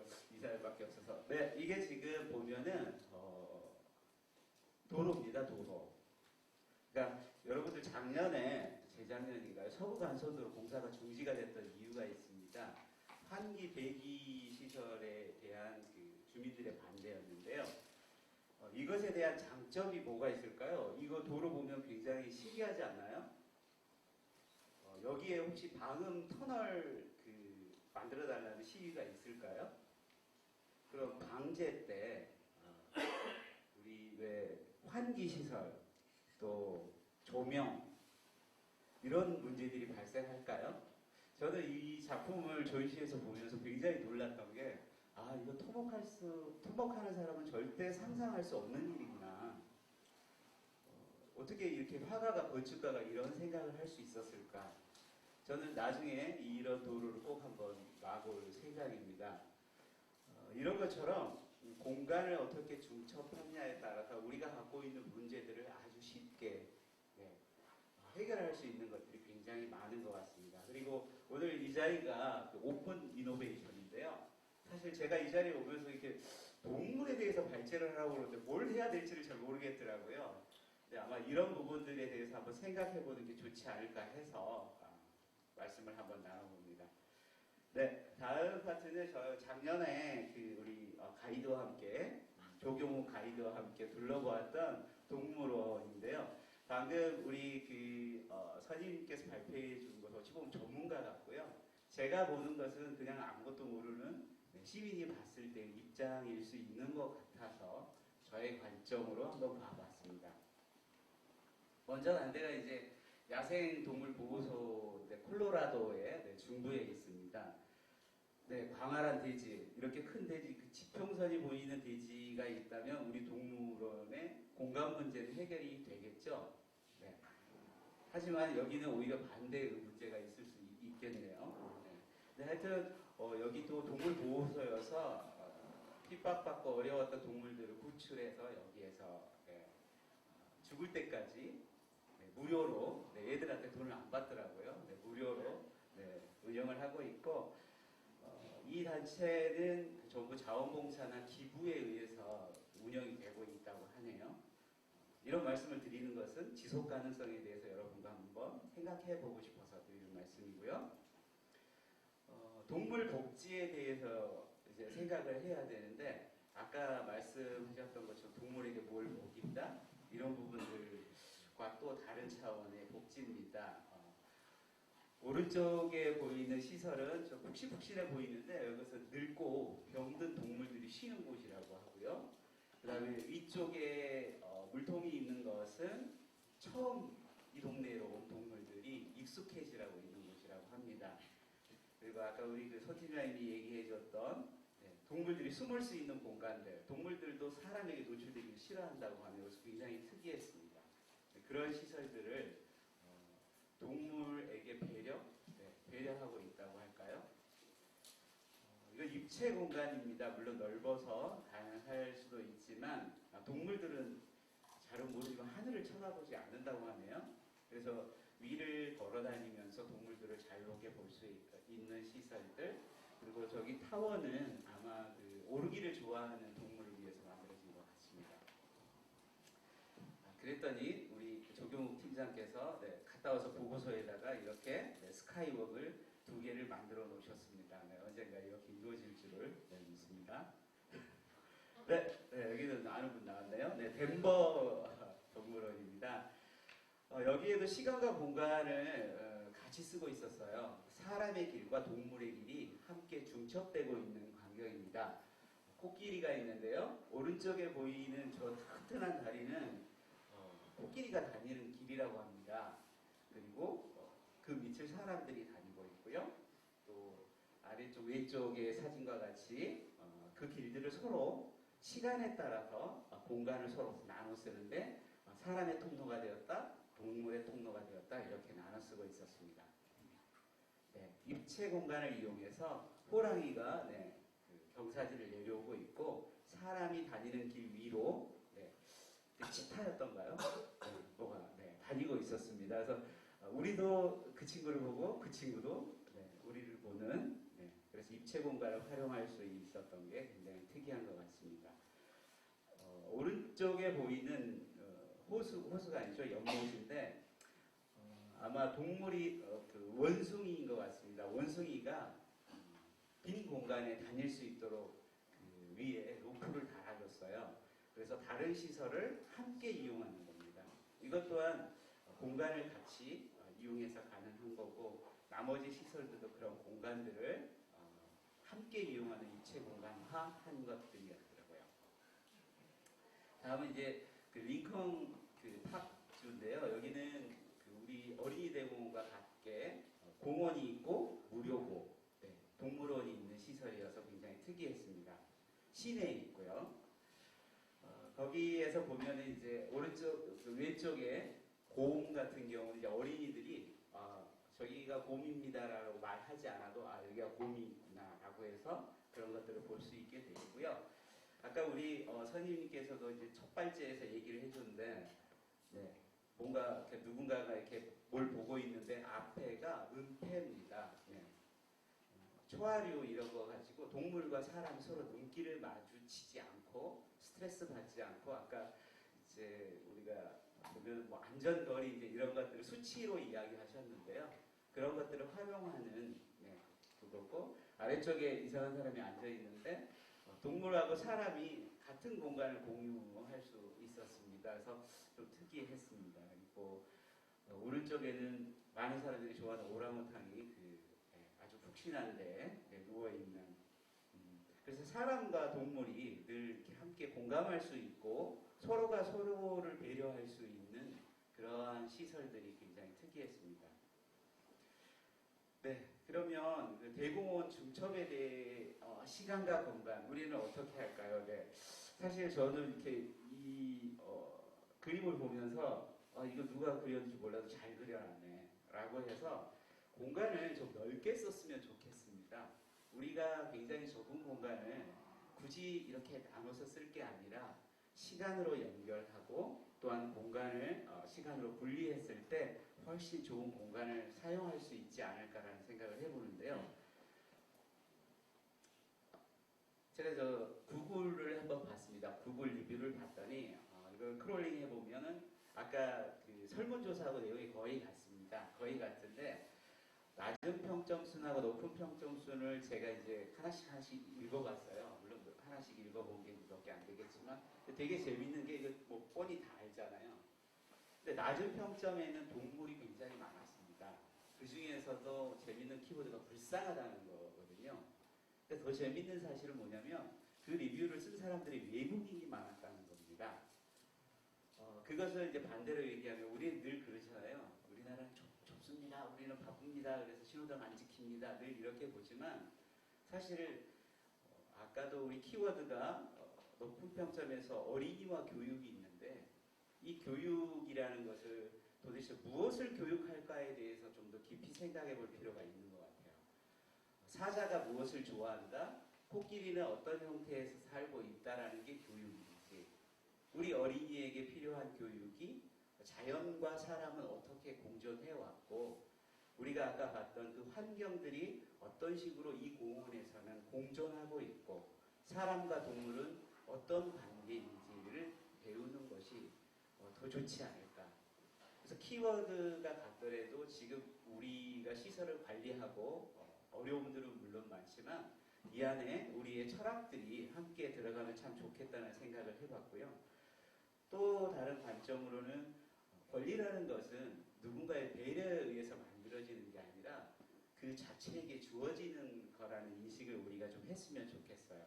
그러니까 늘 사람의 권리, 또 동물의 권리 이런 것들이 상충된다고 생각하지만 실은 그 권리는 고유하게 존재하고 있다는 사실을 생각해 보면 우리가 동물을 불쌍하게 보고 있다는 것 자체에 대해서 우리 아이들 또한 그런 철학적인 관점에서 다시 한번 어떤 교육을 해야 될지 생각해 볼 필요가 있는 것 같습니다. 네, 시간과 공간 활용입니다. 이 아까 블루마우 온천인데요. 이 온천의 특징은 굉장히 에너지 효율이 높습니다. 여름에는 시원하고요. 겨울엔 따뜻합니다. 땅속에 있기 때문이고요. 지형 지물을 그대로 이용했기 때문에 녹지 공간을 면적 자체에서 전혀 훼손하지를 않았습니다. 그러니까 이 녹지가 우리에게 주는 것들이 단순하게 그런 어떤 경제적인 이유뿐만 아니고 우리가 이 공원에서 우리 어린이들이 어떠한 시설들을 보고 어떠한 생각들을 하고 어떤 식으로 우리 공원들을 관리하고 있다는 것을 배울 때 우리 아이들의 30년 후도 달라지지 않을까라는 생각을 한번 해봤고요. 그래서 우리가 현재 있는 지형들 시설들을 물론 뭐 전체를 다 바꿀 수는 없겠지만 이런 지형들을 이용하는 지속 가능한 시설 설치에 대해서 한번 생각해 볼 필요가 있는 것 같습니다. 공간의 문제였는데 아까 좋은 말씀 하시더라고요. 분류학적과 기후 환경적. 우리가 아까 얘기했던 자연, 그러니까 natural과 built environment에 대해서 얘기를 했는데요. 바로 그것들이 가능한 게 평형 공간입니다. 지금은 우리가 다 이렇게 나눠 쓰고 있습니다. 그러나 어떤 시간에는 방사장 말고 내실이라고 표현할 줄 몰랐고 집이라고 생각했는데 내실이라는 거 배웠습니다. 네. 한 동물이 방사장을 넓게 쓸 때 나머지 동물은 내실에 가 있고 또 어떤 동물이 내실에 가 있을 때 다른 그 방사장을 함께 쓸 수 있다면 물론 이 공간은 아까 브릿지로 연결하는 이런 공간들과 마찬가지로 서로 어떤 레이아웃을 놓느냐에 따라서 동물들에게 우리가 충분히 제공할 수 있는 아이디어를 가질 수 있다고 봅니다. 지상 공간은 말씀드린 것처럼 이런 공간들을 통해서 사실 동물들이 힘들고 어려운 거, 또 그런 동물들을 바라보는 우리 사람들의 안타까운 마음들, 그런 것들을 우리가 해결할 수 있는 시간과 공간은 우리의 자원이고 우리가 충분히 활용할 수 있는 것들이 많다고 생각합니다. 이 꼬마 이름은 최민준이고요. 8살입니다. 그래서 이번에 그 학교를 자퇴했는데 이 아이가 자퇴한 이유는 옆에 친구를 많이 때려서 자퇴를 했는데, 작년에 제가 이제 어린이들과 일주일에 2시간씩 한 13년 동안 아이들을 이렇게 같이 클럽 활동을 하고 있는데 어린이 대공원을 놀러 왔어요. 근데 어린이들은 사실은 우리하고 생각이 되게 다릅니다. 아까 지난주에도 제가 봤는데 수학 분석도 하고 설문조사를 했는데 어린이에 대한 설문조사가 분명히 아마 자료가 있을 거예요. 어린이 대공원은 관리는 어린이가 하지 않지만 어른이 하고, 또 그곳을 데려가는 사람은 어른이다 할지라도 그곳 공간을 이용하는 사람은 어린이입니다. 어린이 관점에서 그것들을 우리가 공간을 활용할 방법들, 또 저는 그런 이상한 상상까지 해봤어요.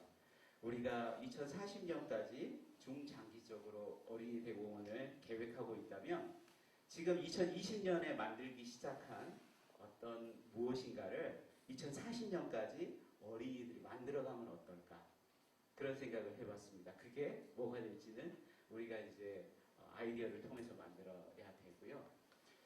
이 지속 가능성한 그 가능성을 갖는 건 굉장히 우리 유지관리 차원에서도 중요합니다. 아까도 말씀하셨던 에너지의 관계들, 공간 활용들, 유지관리 비용들, 그리고 거기서 발생하는 쓰레기나 기타 요즘에 화두가 내는 미세먼지들, 이런 것들에 대해서 우리가 같이 생각을 해봐야 되는데요. 저는 아까 트리즈 원리 22번 EEJ, 안 좋은 곳으로서 좋은 곳으로 활용한다, 그 개념으로 오히려 반대 급부, 그냥 저는 동물에 대해서 잘 모르니까 동물 복지를 주장하고 동물권을 주장하는 분들에게 의견을 모으면 아마 훨씬 더 좋은 의견들이 나오지 않을까, 그런 생각도 해보고요. 또 이런 시설들에 대해서 환경에 문제가 있다라고 하는 사람들을 데리고 그 사람들에게 그러면 이 환경을 조금이라도 좋게 관리할 수 있는 중장기적인 것들이 뭐가 있겠냐라고 벤치마킹을 하면 오히려 더 좋은 아이디어들이 나올 수 있지 않을까. 그래서 이 시설은 시설의 관점에서 보기보다 우리 어린이들 관점에서 우리 어린이가 20년 후, 30년 후에도 내 추억이 담긴, 또 내가 거기에서 자연을 배우고 교육이라는 관점에서 내가 나의 성장을 위해서, 나의 미래를 위해서 무엇을 배우고 느꼈는지가 이 어린이 대공원을 통해서 우리가 한번 생각해 볼 수 있는 그런 장이 되었으면 좋겠습니다. 이것으로 제가 준비한 내용은 마치고요. 사실 이걸 준비하면서 제가 동물에 대해서 아는 게 없는데 뭘 얘기를 해야 되나, 우리 손 팀장님과 조 팀장님한테 얘기를 듣고 굉장히 고민을 했었는데, 이런 부분들의 서로의 생각을 모아서 지금 제가 드린 말씀은 그냥 일종의 덧지 효과랄까요? 그런 효과를 갖고 해결할 수 없는 문제는 없다고 했잖아요. 99%는 다 해결할 수 있기 때문에 여러분들이 만약에 필요하다고 하면 그 해결의 솔루션을 제한하지 마십시오. 제한하지 말고 이상적인 솔루션을 두고 그 해결책을 찾아보면 좋을 것 같습니다. 네, 이상 제가 준비한 것을 마치도록 하겠습니다. 감사합니다.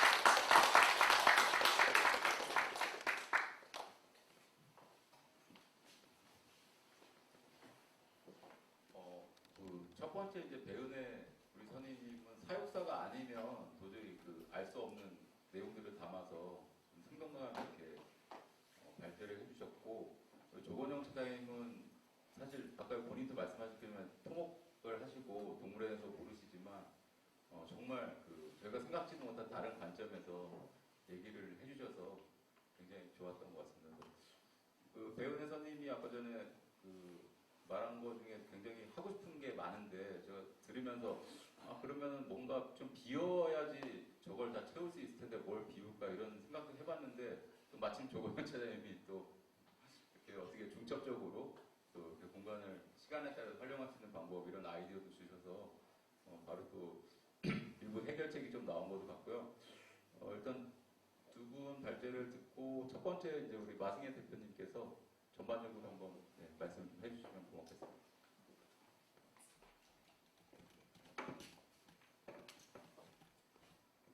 네, 안녕하세요. 저희 동물행복연구소 공조의 마승혜라고 합니다. 저희 이 자리에 초대해 주셔서 감사드리고요.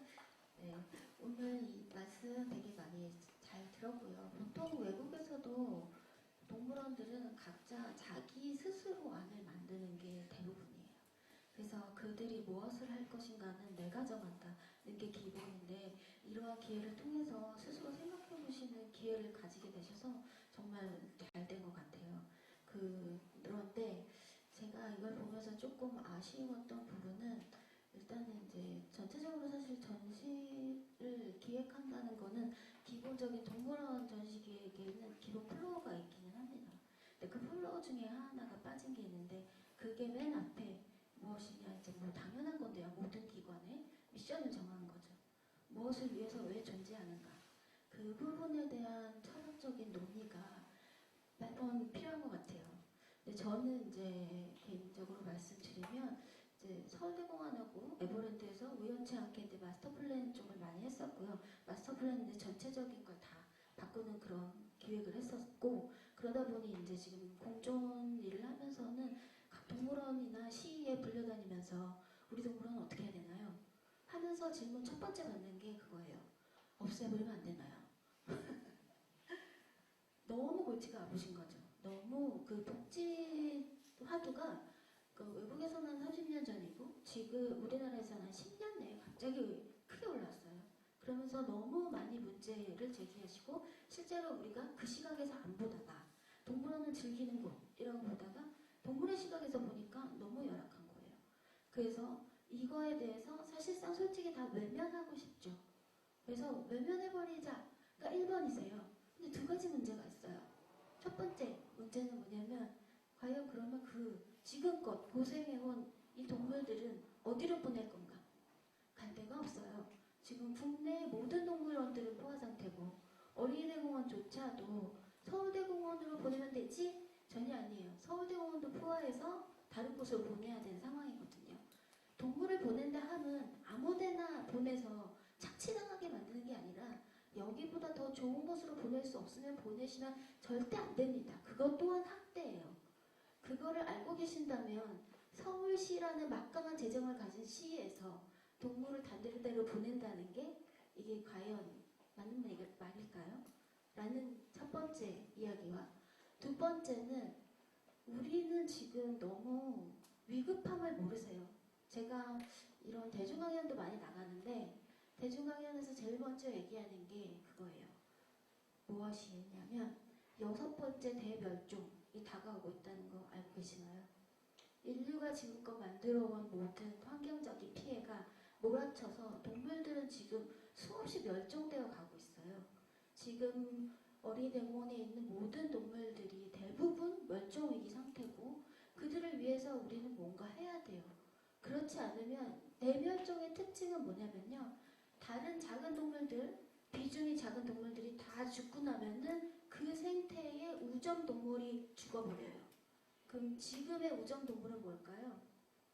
이전에 공룡이었고요. 지금은 인간이죠. 저희가 계속 기후변화 때문에 올해 700만 명이 사망한 거 아시나요? 여름에 온도가 너무 높아져서 많이 죽었어요. 유럽에서도 7,000명이 죽었어요. 그러나 우리나라는 그냥 지금은 괜찮죠. 에어컨 안에 들어가 있으면 되잖아요. 근데 멀지 않거든요. 그러한 자연에 대한 교육이 정보 교육만 하다 보니까 우리가 지금 생존에 대한 교육이 안 돼 있어요. 근데 이거를 가장 효과적으로 동물들의 멸종을 막을 수 있는 그런 교육을 하는 공간이 외국에서 어디일 것 같으세요? 동물원이에요. 동물원은 불행한 각오를 갖고 있습니다. 물론 그런 잡아다 가둬서 맘대로 보여주는 그런 쇼적인 곳이었지만 지금은 다 변했어요. 지금 다 변했고 우리에게도 그런 공간이 필요합니다. 서울시에 지금 뭐 사람들이 즐거워할 만한 동물 공간을 마련하자 하면은 좀 더 서울시는 농장이 좋겠죠. 하지만 동물들을 위해서 내지는 우리의 지구의 미래를 위해서 필요한 공간은 농장일까요? 동물원일까요? 제대로 된 동물원. 지금 동물원이 잘못하고 있다고 없애는 게 아니라 이 책임을 우리가 끌어안고 좋은 동물원으로 만들어야 된다는 생각이 들어요. 그 샌디에고주 아까도 나왔었는데 샌디에고주의 그 미션이 뭔지 아세요? 네. Fighting for Extinction이에요. 멸종을 위해서 싸우자, 나가자 이런 얘기거든요. 모든 동물원들이 그런 목적을 가지고 움직여요. 우리가 그걸 아직 못하고 있지만 제가 보기에 이제 제가 올해 주력한 게 전국 동물원의 관리 계획을 하는 건데 전체 동물원 전수조사를 다 했었거든요. 그런 거에 비해서 사실 어린이대공원은 많은 게 갖춰진 실력적으로 되게 좋은 동물원이에요. 이러한 동물원이 좀 더 나서서 제대로 된 동물원의 본을 보여준다면 얼마나 좋을까 이런 생각을 해봤습니다. 네, 그런 쪽으로 좀 생각해봐 주셨으면 좋겠어요. 예, 고맙습니다.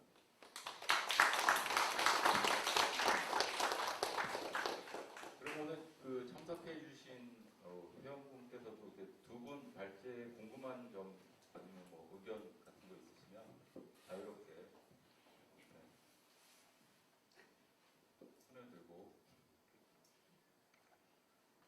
우리 그 대공원의 시설물을 담당하고 있는 김계영 차장님 동물원 늘 동물팀 사육사들하고 늘 부딪히시잖아요.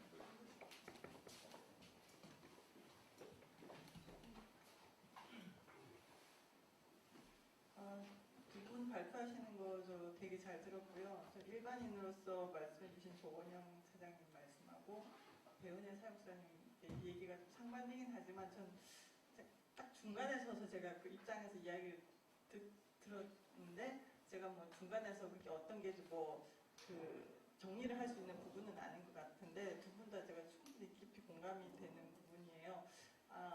그 아침부터 이제 동물원 이야기를 한다고 해서 저도 이제 우리 동물원이 어떻게 되어야 하나를 조금 생각을 해봤는데 뭐 말씀해주신 대로 저희는 이제 교육과 지역 그 사회와 함께 이제 할 수 있는 그런 동물원이 되어야 되는 것 같아요. 그리고 저는 이제 생각해 보면 그 생태계 종이 자꾸 줄어드는 게 저는 동물원에서 느끼거든요. 한 10년 전에만 해도 저희 또 뭐 백곰 뭐도 있었고 또 숲에는 다람쥐를 본 것 같기도 해요. 근데 요즘에는 그거는 없고 이제 물론 뭐 우리들과 고양이하고도 같이 살아가긴 해야 되지만 뭐 숲에는 고양이가 있고 안 보이던 못 보게 된 동물들이 많거든요. 앞으로 저희 공원에서 해야 할 일들에 대해서 조금 더 한번 생각을 해볼 수 있는 기회가 됐던 것 같아서 이제 감사하게 들었습니다.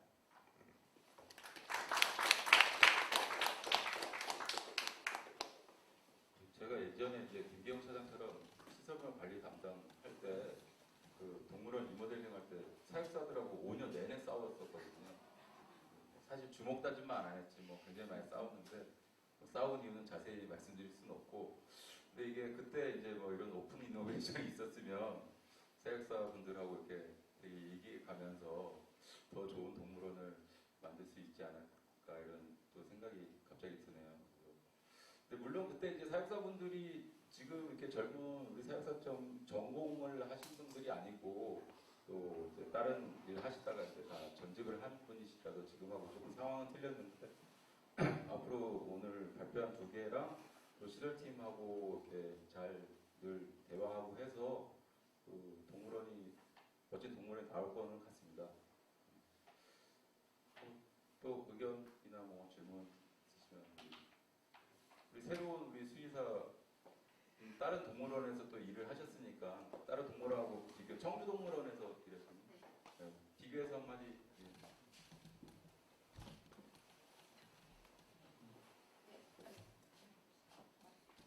안녕하십니까. 동물복지팀 수의사 박현진이라고 합니다. 사실 제가 지금 이 발표를 들으면서 정리를 한 거는 사실 이제 농장형이 아니라 생태동물원으로 됐을 경우에 제가 이전부터 해외 동물원을 방문하면서 꿈꿔왔던 것들을 지금 조금 적기는 했는데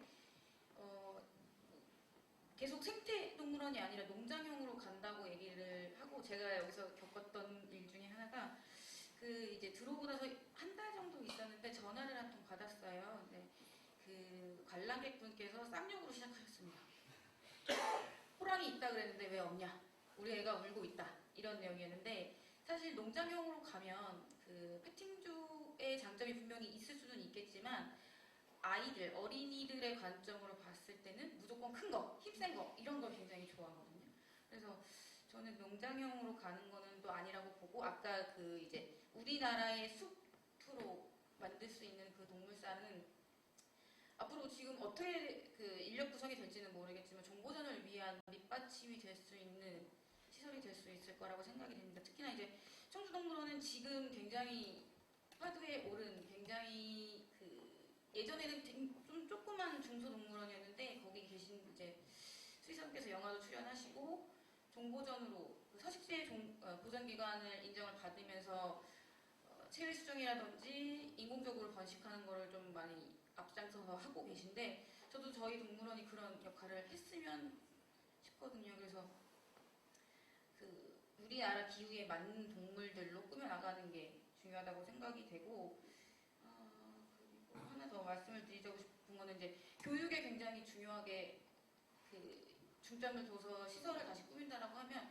제가 사실 제일 좋아하는 동물원이 싱가포르주인데 거기는 조리실도 그렇고 동물병원도 그렇고 일반인에게 공개되는 그 시설이 있어요. 그래서 할 수 있다라고 하면은 동물들의 사료를 교육 시간에 이렇게 준비를 하는 것들 같이 체험을 한다든지 아니면 그 동물 건강검진이라는 것도 같이 아이들과 함께 교육적으로 할 수 있는 방안들이 좀 생겼으면 좋겠습니다. 저는 사실 수의사하고 제가 동물원 경력이 조금 있다 보니까 일반인의 관점에서 좀 보기는 어렵기는 한데 제 생각은 그렇습니다. 감사합니다. 그 아까 전에 그 발표할 때 동물 종으로 분류하는데 우리 공원이 그렇잖아요. 근데 저도 이렇게 외국 동물원 아무리 다녀봐도 동물 종으로 분류한 데는 거의 못 본 것 같아요. 뭐 온대, 온순, 열대우리 이렇게 기후별로 분류를 하든지 아니면 아시아, 뭐 호주 이렇게 분류를 하지 이렇게 그렇게 한 거 못 봤거든요. 마승희 대표도 그게 특별한 이유가 있나요? 역사적인 건데 처음에는 이제 동물 종별로 이렇게 하다가요. 그다음에 물리학적인 다음으로 나타나는 게 분류학이에요. 근데 분류학적인 분류가 좀 어려움이 많죠. 동물 사육상에 어려움이 많기 때문에 특히나 이런 그때가 이제 그 전시에서 아까 그 파노라마에서 몰입 전시 넘어갈 시기인데 몰입 전시가 들어가면서 전반적으로 스케일이 큰 전시장을 만들어야 되는데 그 비용을 아끼려면 이제 햇빛에 서식지 전시가 같이 가는 게 그 유리한 거예요. 모든 서식지를 같은 데 해서 거기에 있는 동물들이 모이면은 아무래도 이제 그 비용적으로 유리하게 넘어가게 되거든요. 그래서 그런 역사적인 흐름에 따른 그 전시 방법의 변화고요. 지금은 근데 이제 이게 또 우리나라에서 좀 아쉬운 거는 이게 저번에도 2005년에도 그 시대를 딱 반영하니까 10년을 못 가잖아요. 미래를 보고 지어야 되거든요. 근데 앞으로는 복지거든요. 동물의 복지로 바라보고 서식 환경 그 헤비테이시 아무래도 좀 있긴 하겠지만 이게 복지 트렌드는 지금 전시 트렌드는 좀 달라요. 그런 아까 라고 쓸데없이 했다고 하시잖아요. 그런 게 줄어들고 동물한테 필요한 시설 위주로 모아요.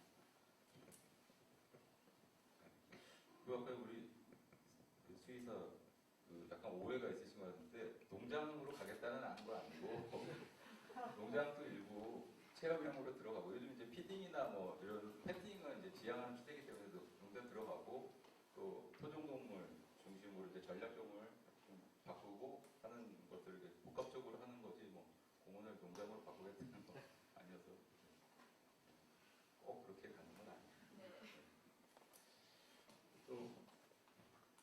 적으셨는데 왜 손을 안 드셨어요? 얘기하시려고 적으셨거든요.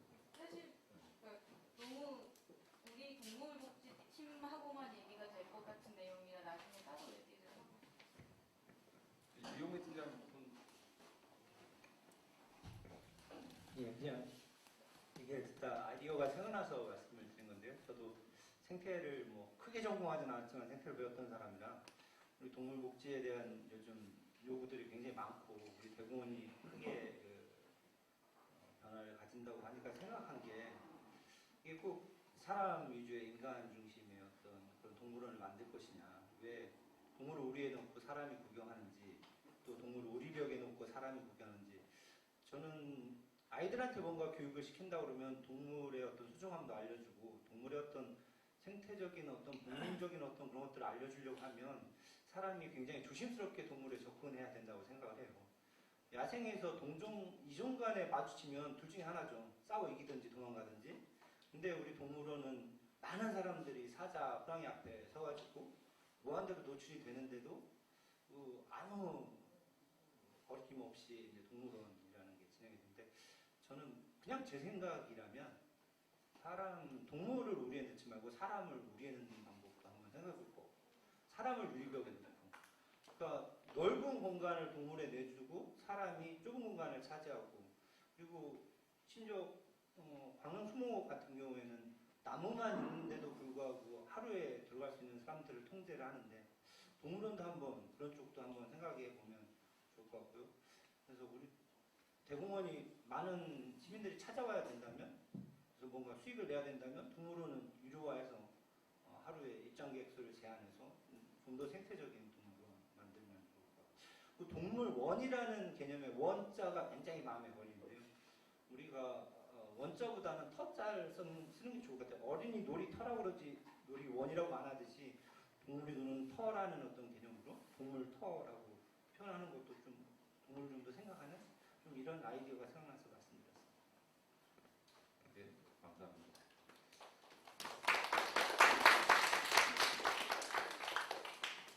특별히 멘트를 할 수가 없네요. 너무 파격적인. 우리 저기 김규민 차장님은 네. 애를 셋을 키우는 엄마 입장에서 한번.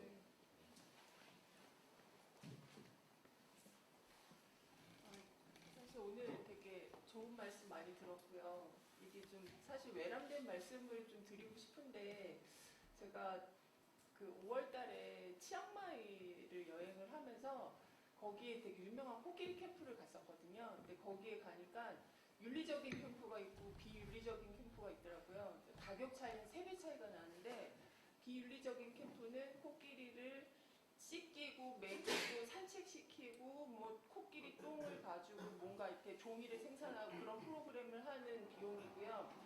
비윤리적인 캠프는 코끼리를 타고 코끼리 쇼를 보고 뭐 코끼리가 하는 어떠한 뭐 그런 것들을 이제 보면서 사실 뭐 팁을 줘서 같이 사진 찍고 뭐 이런 거를 이제 같은 공간에서 하거든요. 하면서 저는 개인적으로 굉장히 가슴 깊은 울림을 받은 게 너무 미안한 거예요, 코끼리한테. 그래서 이게 우리가 가능할지는 모르겠지만 그런 조금 어떤 체험 프로그램에서 그 좀 극명하게 그 동물 윤리에 대해서 조금 우리가 체험으로 인해서 좀 느낄 수 있는 그런 것들 좀 한번 그런 프로그램 한번 개발해 주시는 것도 좋을 것 같고요. 또 하나는 계속 우리 이제 이렇게 오픈 이노베이션 통해서 계속 나왔던 이야기인데, 선택과 집중은 정말 필요한 것 같거든요. 여러 번 그 어린이 대공원을 가봤지만 왜 여기에 이렇게 많은 동물이 있어야 되나 이런 생각이 들었거든요. 그러니까 백화점처럼 이렇게 쫙 이렇게 좀 다니기 편한 게 아니라 그냥 그 시장을 비하하는 게 아니라 시장처럼 되게 다니기 필요하고 가면은 재미없는데 또 가야 되고 뭐 이런 죄송합니다. 네.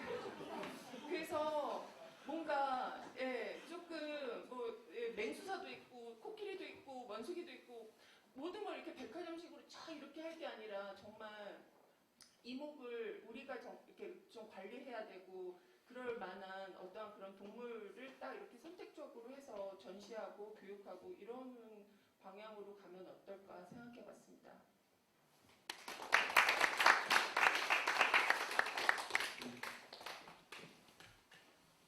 오늘 특별히 또 아니 괜찮아요.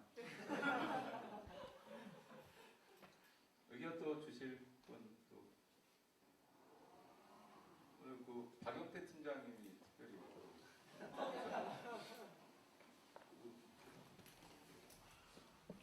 제가 오늘은 이제 동물원 관련해서 이제 주제가 나와서 이제 동물원 관련한 들어봤는데요.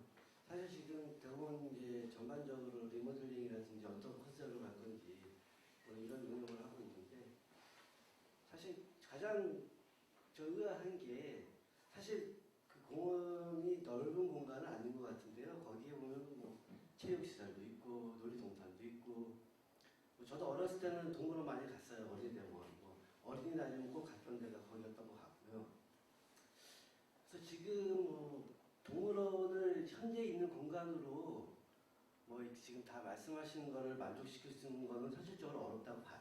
그래서 좀 더 그 대공원을 뭐 사실 동물원 입장에서는 동물원 쪽을 더 강화했으면 좋을 것 같고 뭐 시민들 입장에서는 뭐 시민들이 더 자주 찾는 뭐 공원 같은 시설을 했으면 좋을 것 같고 그러니까 그런 부분에 대해서 고민을 해서 좀 버릴 건 버려야 된다고 그렇게 생각이 드는 건데야 뭐 여기 왔을 때 한번 느껴봤던 생각입니다. 네, 감사합니다.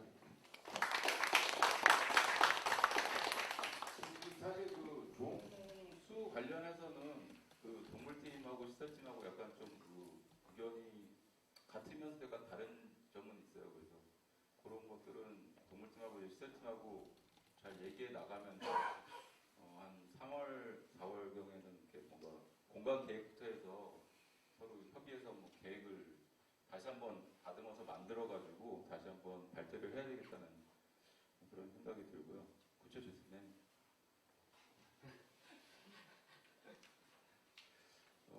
특별히 더 의견 주실 분 없으시면 네. 마지막으로 이사장님.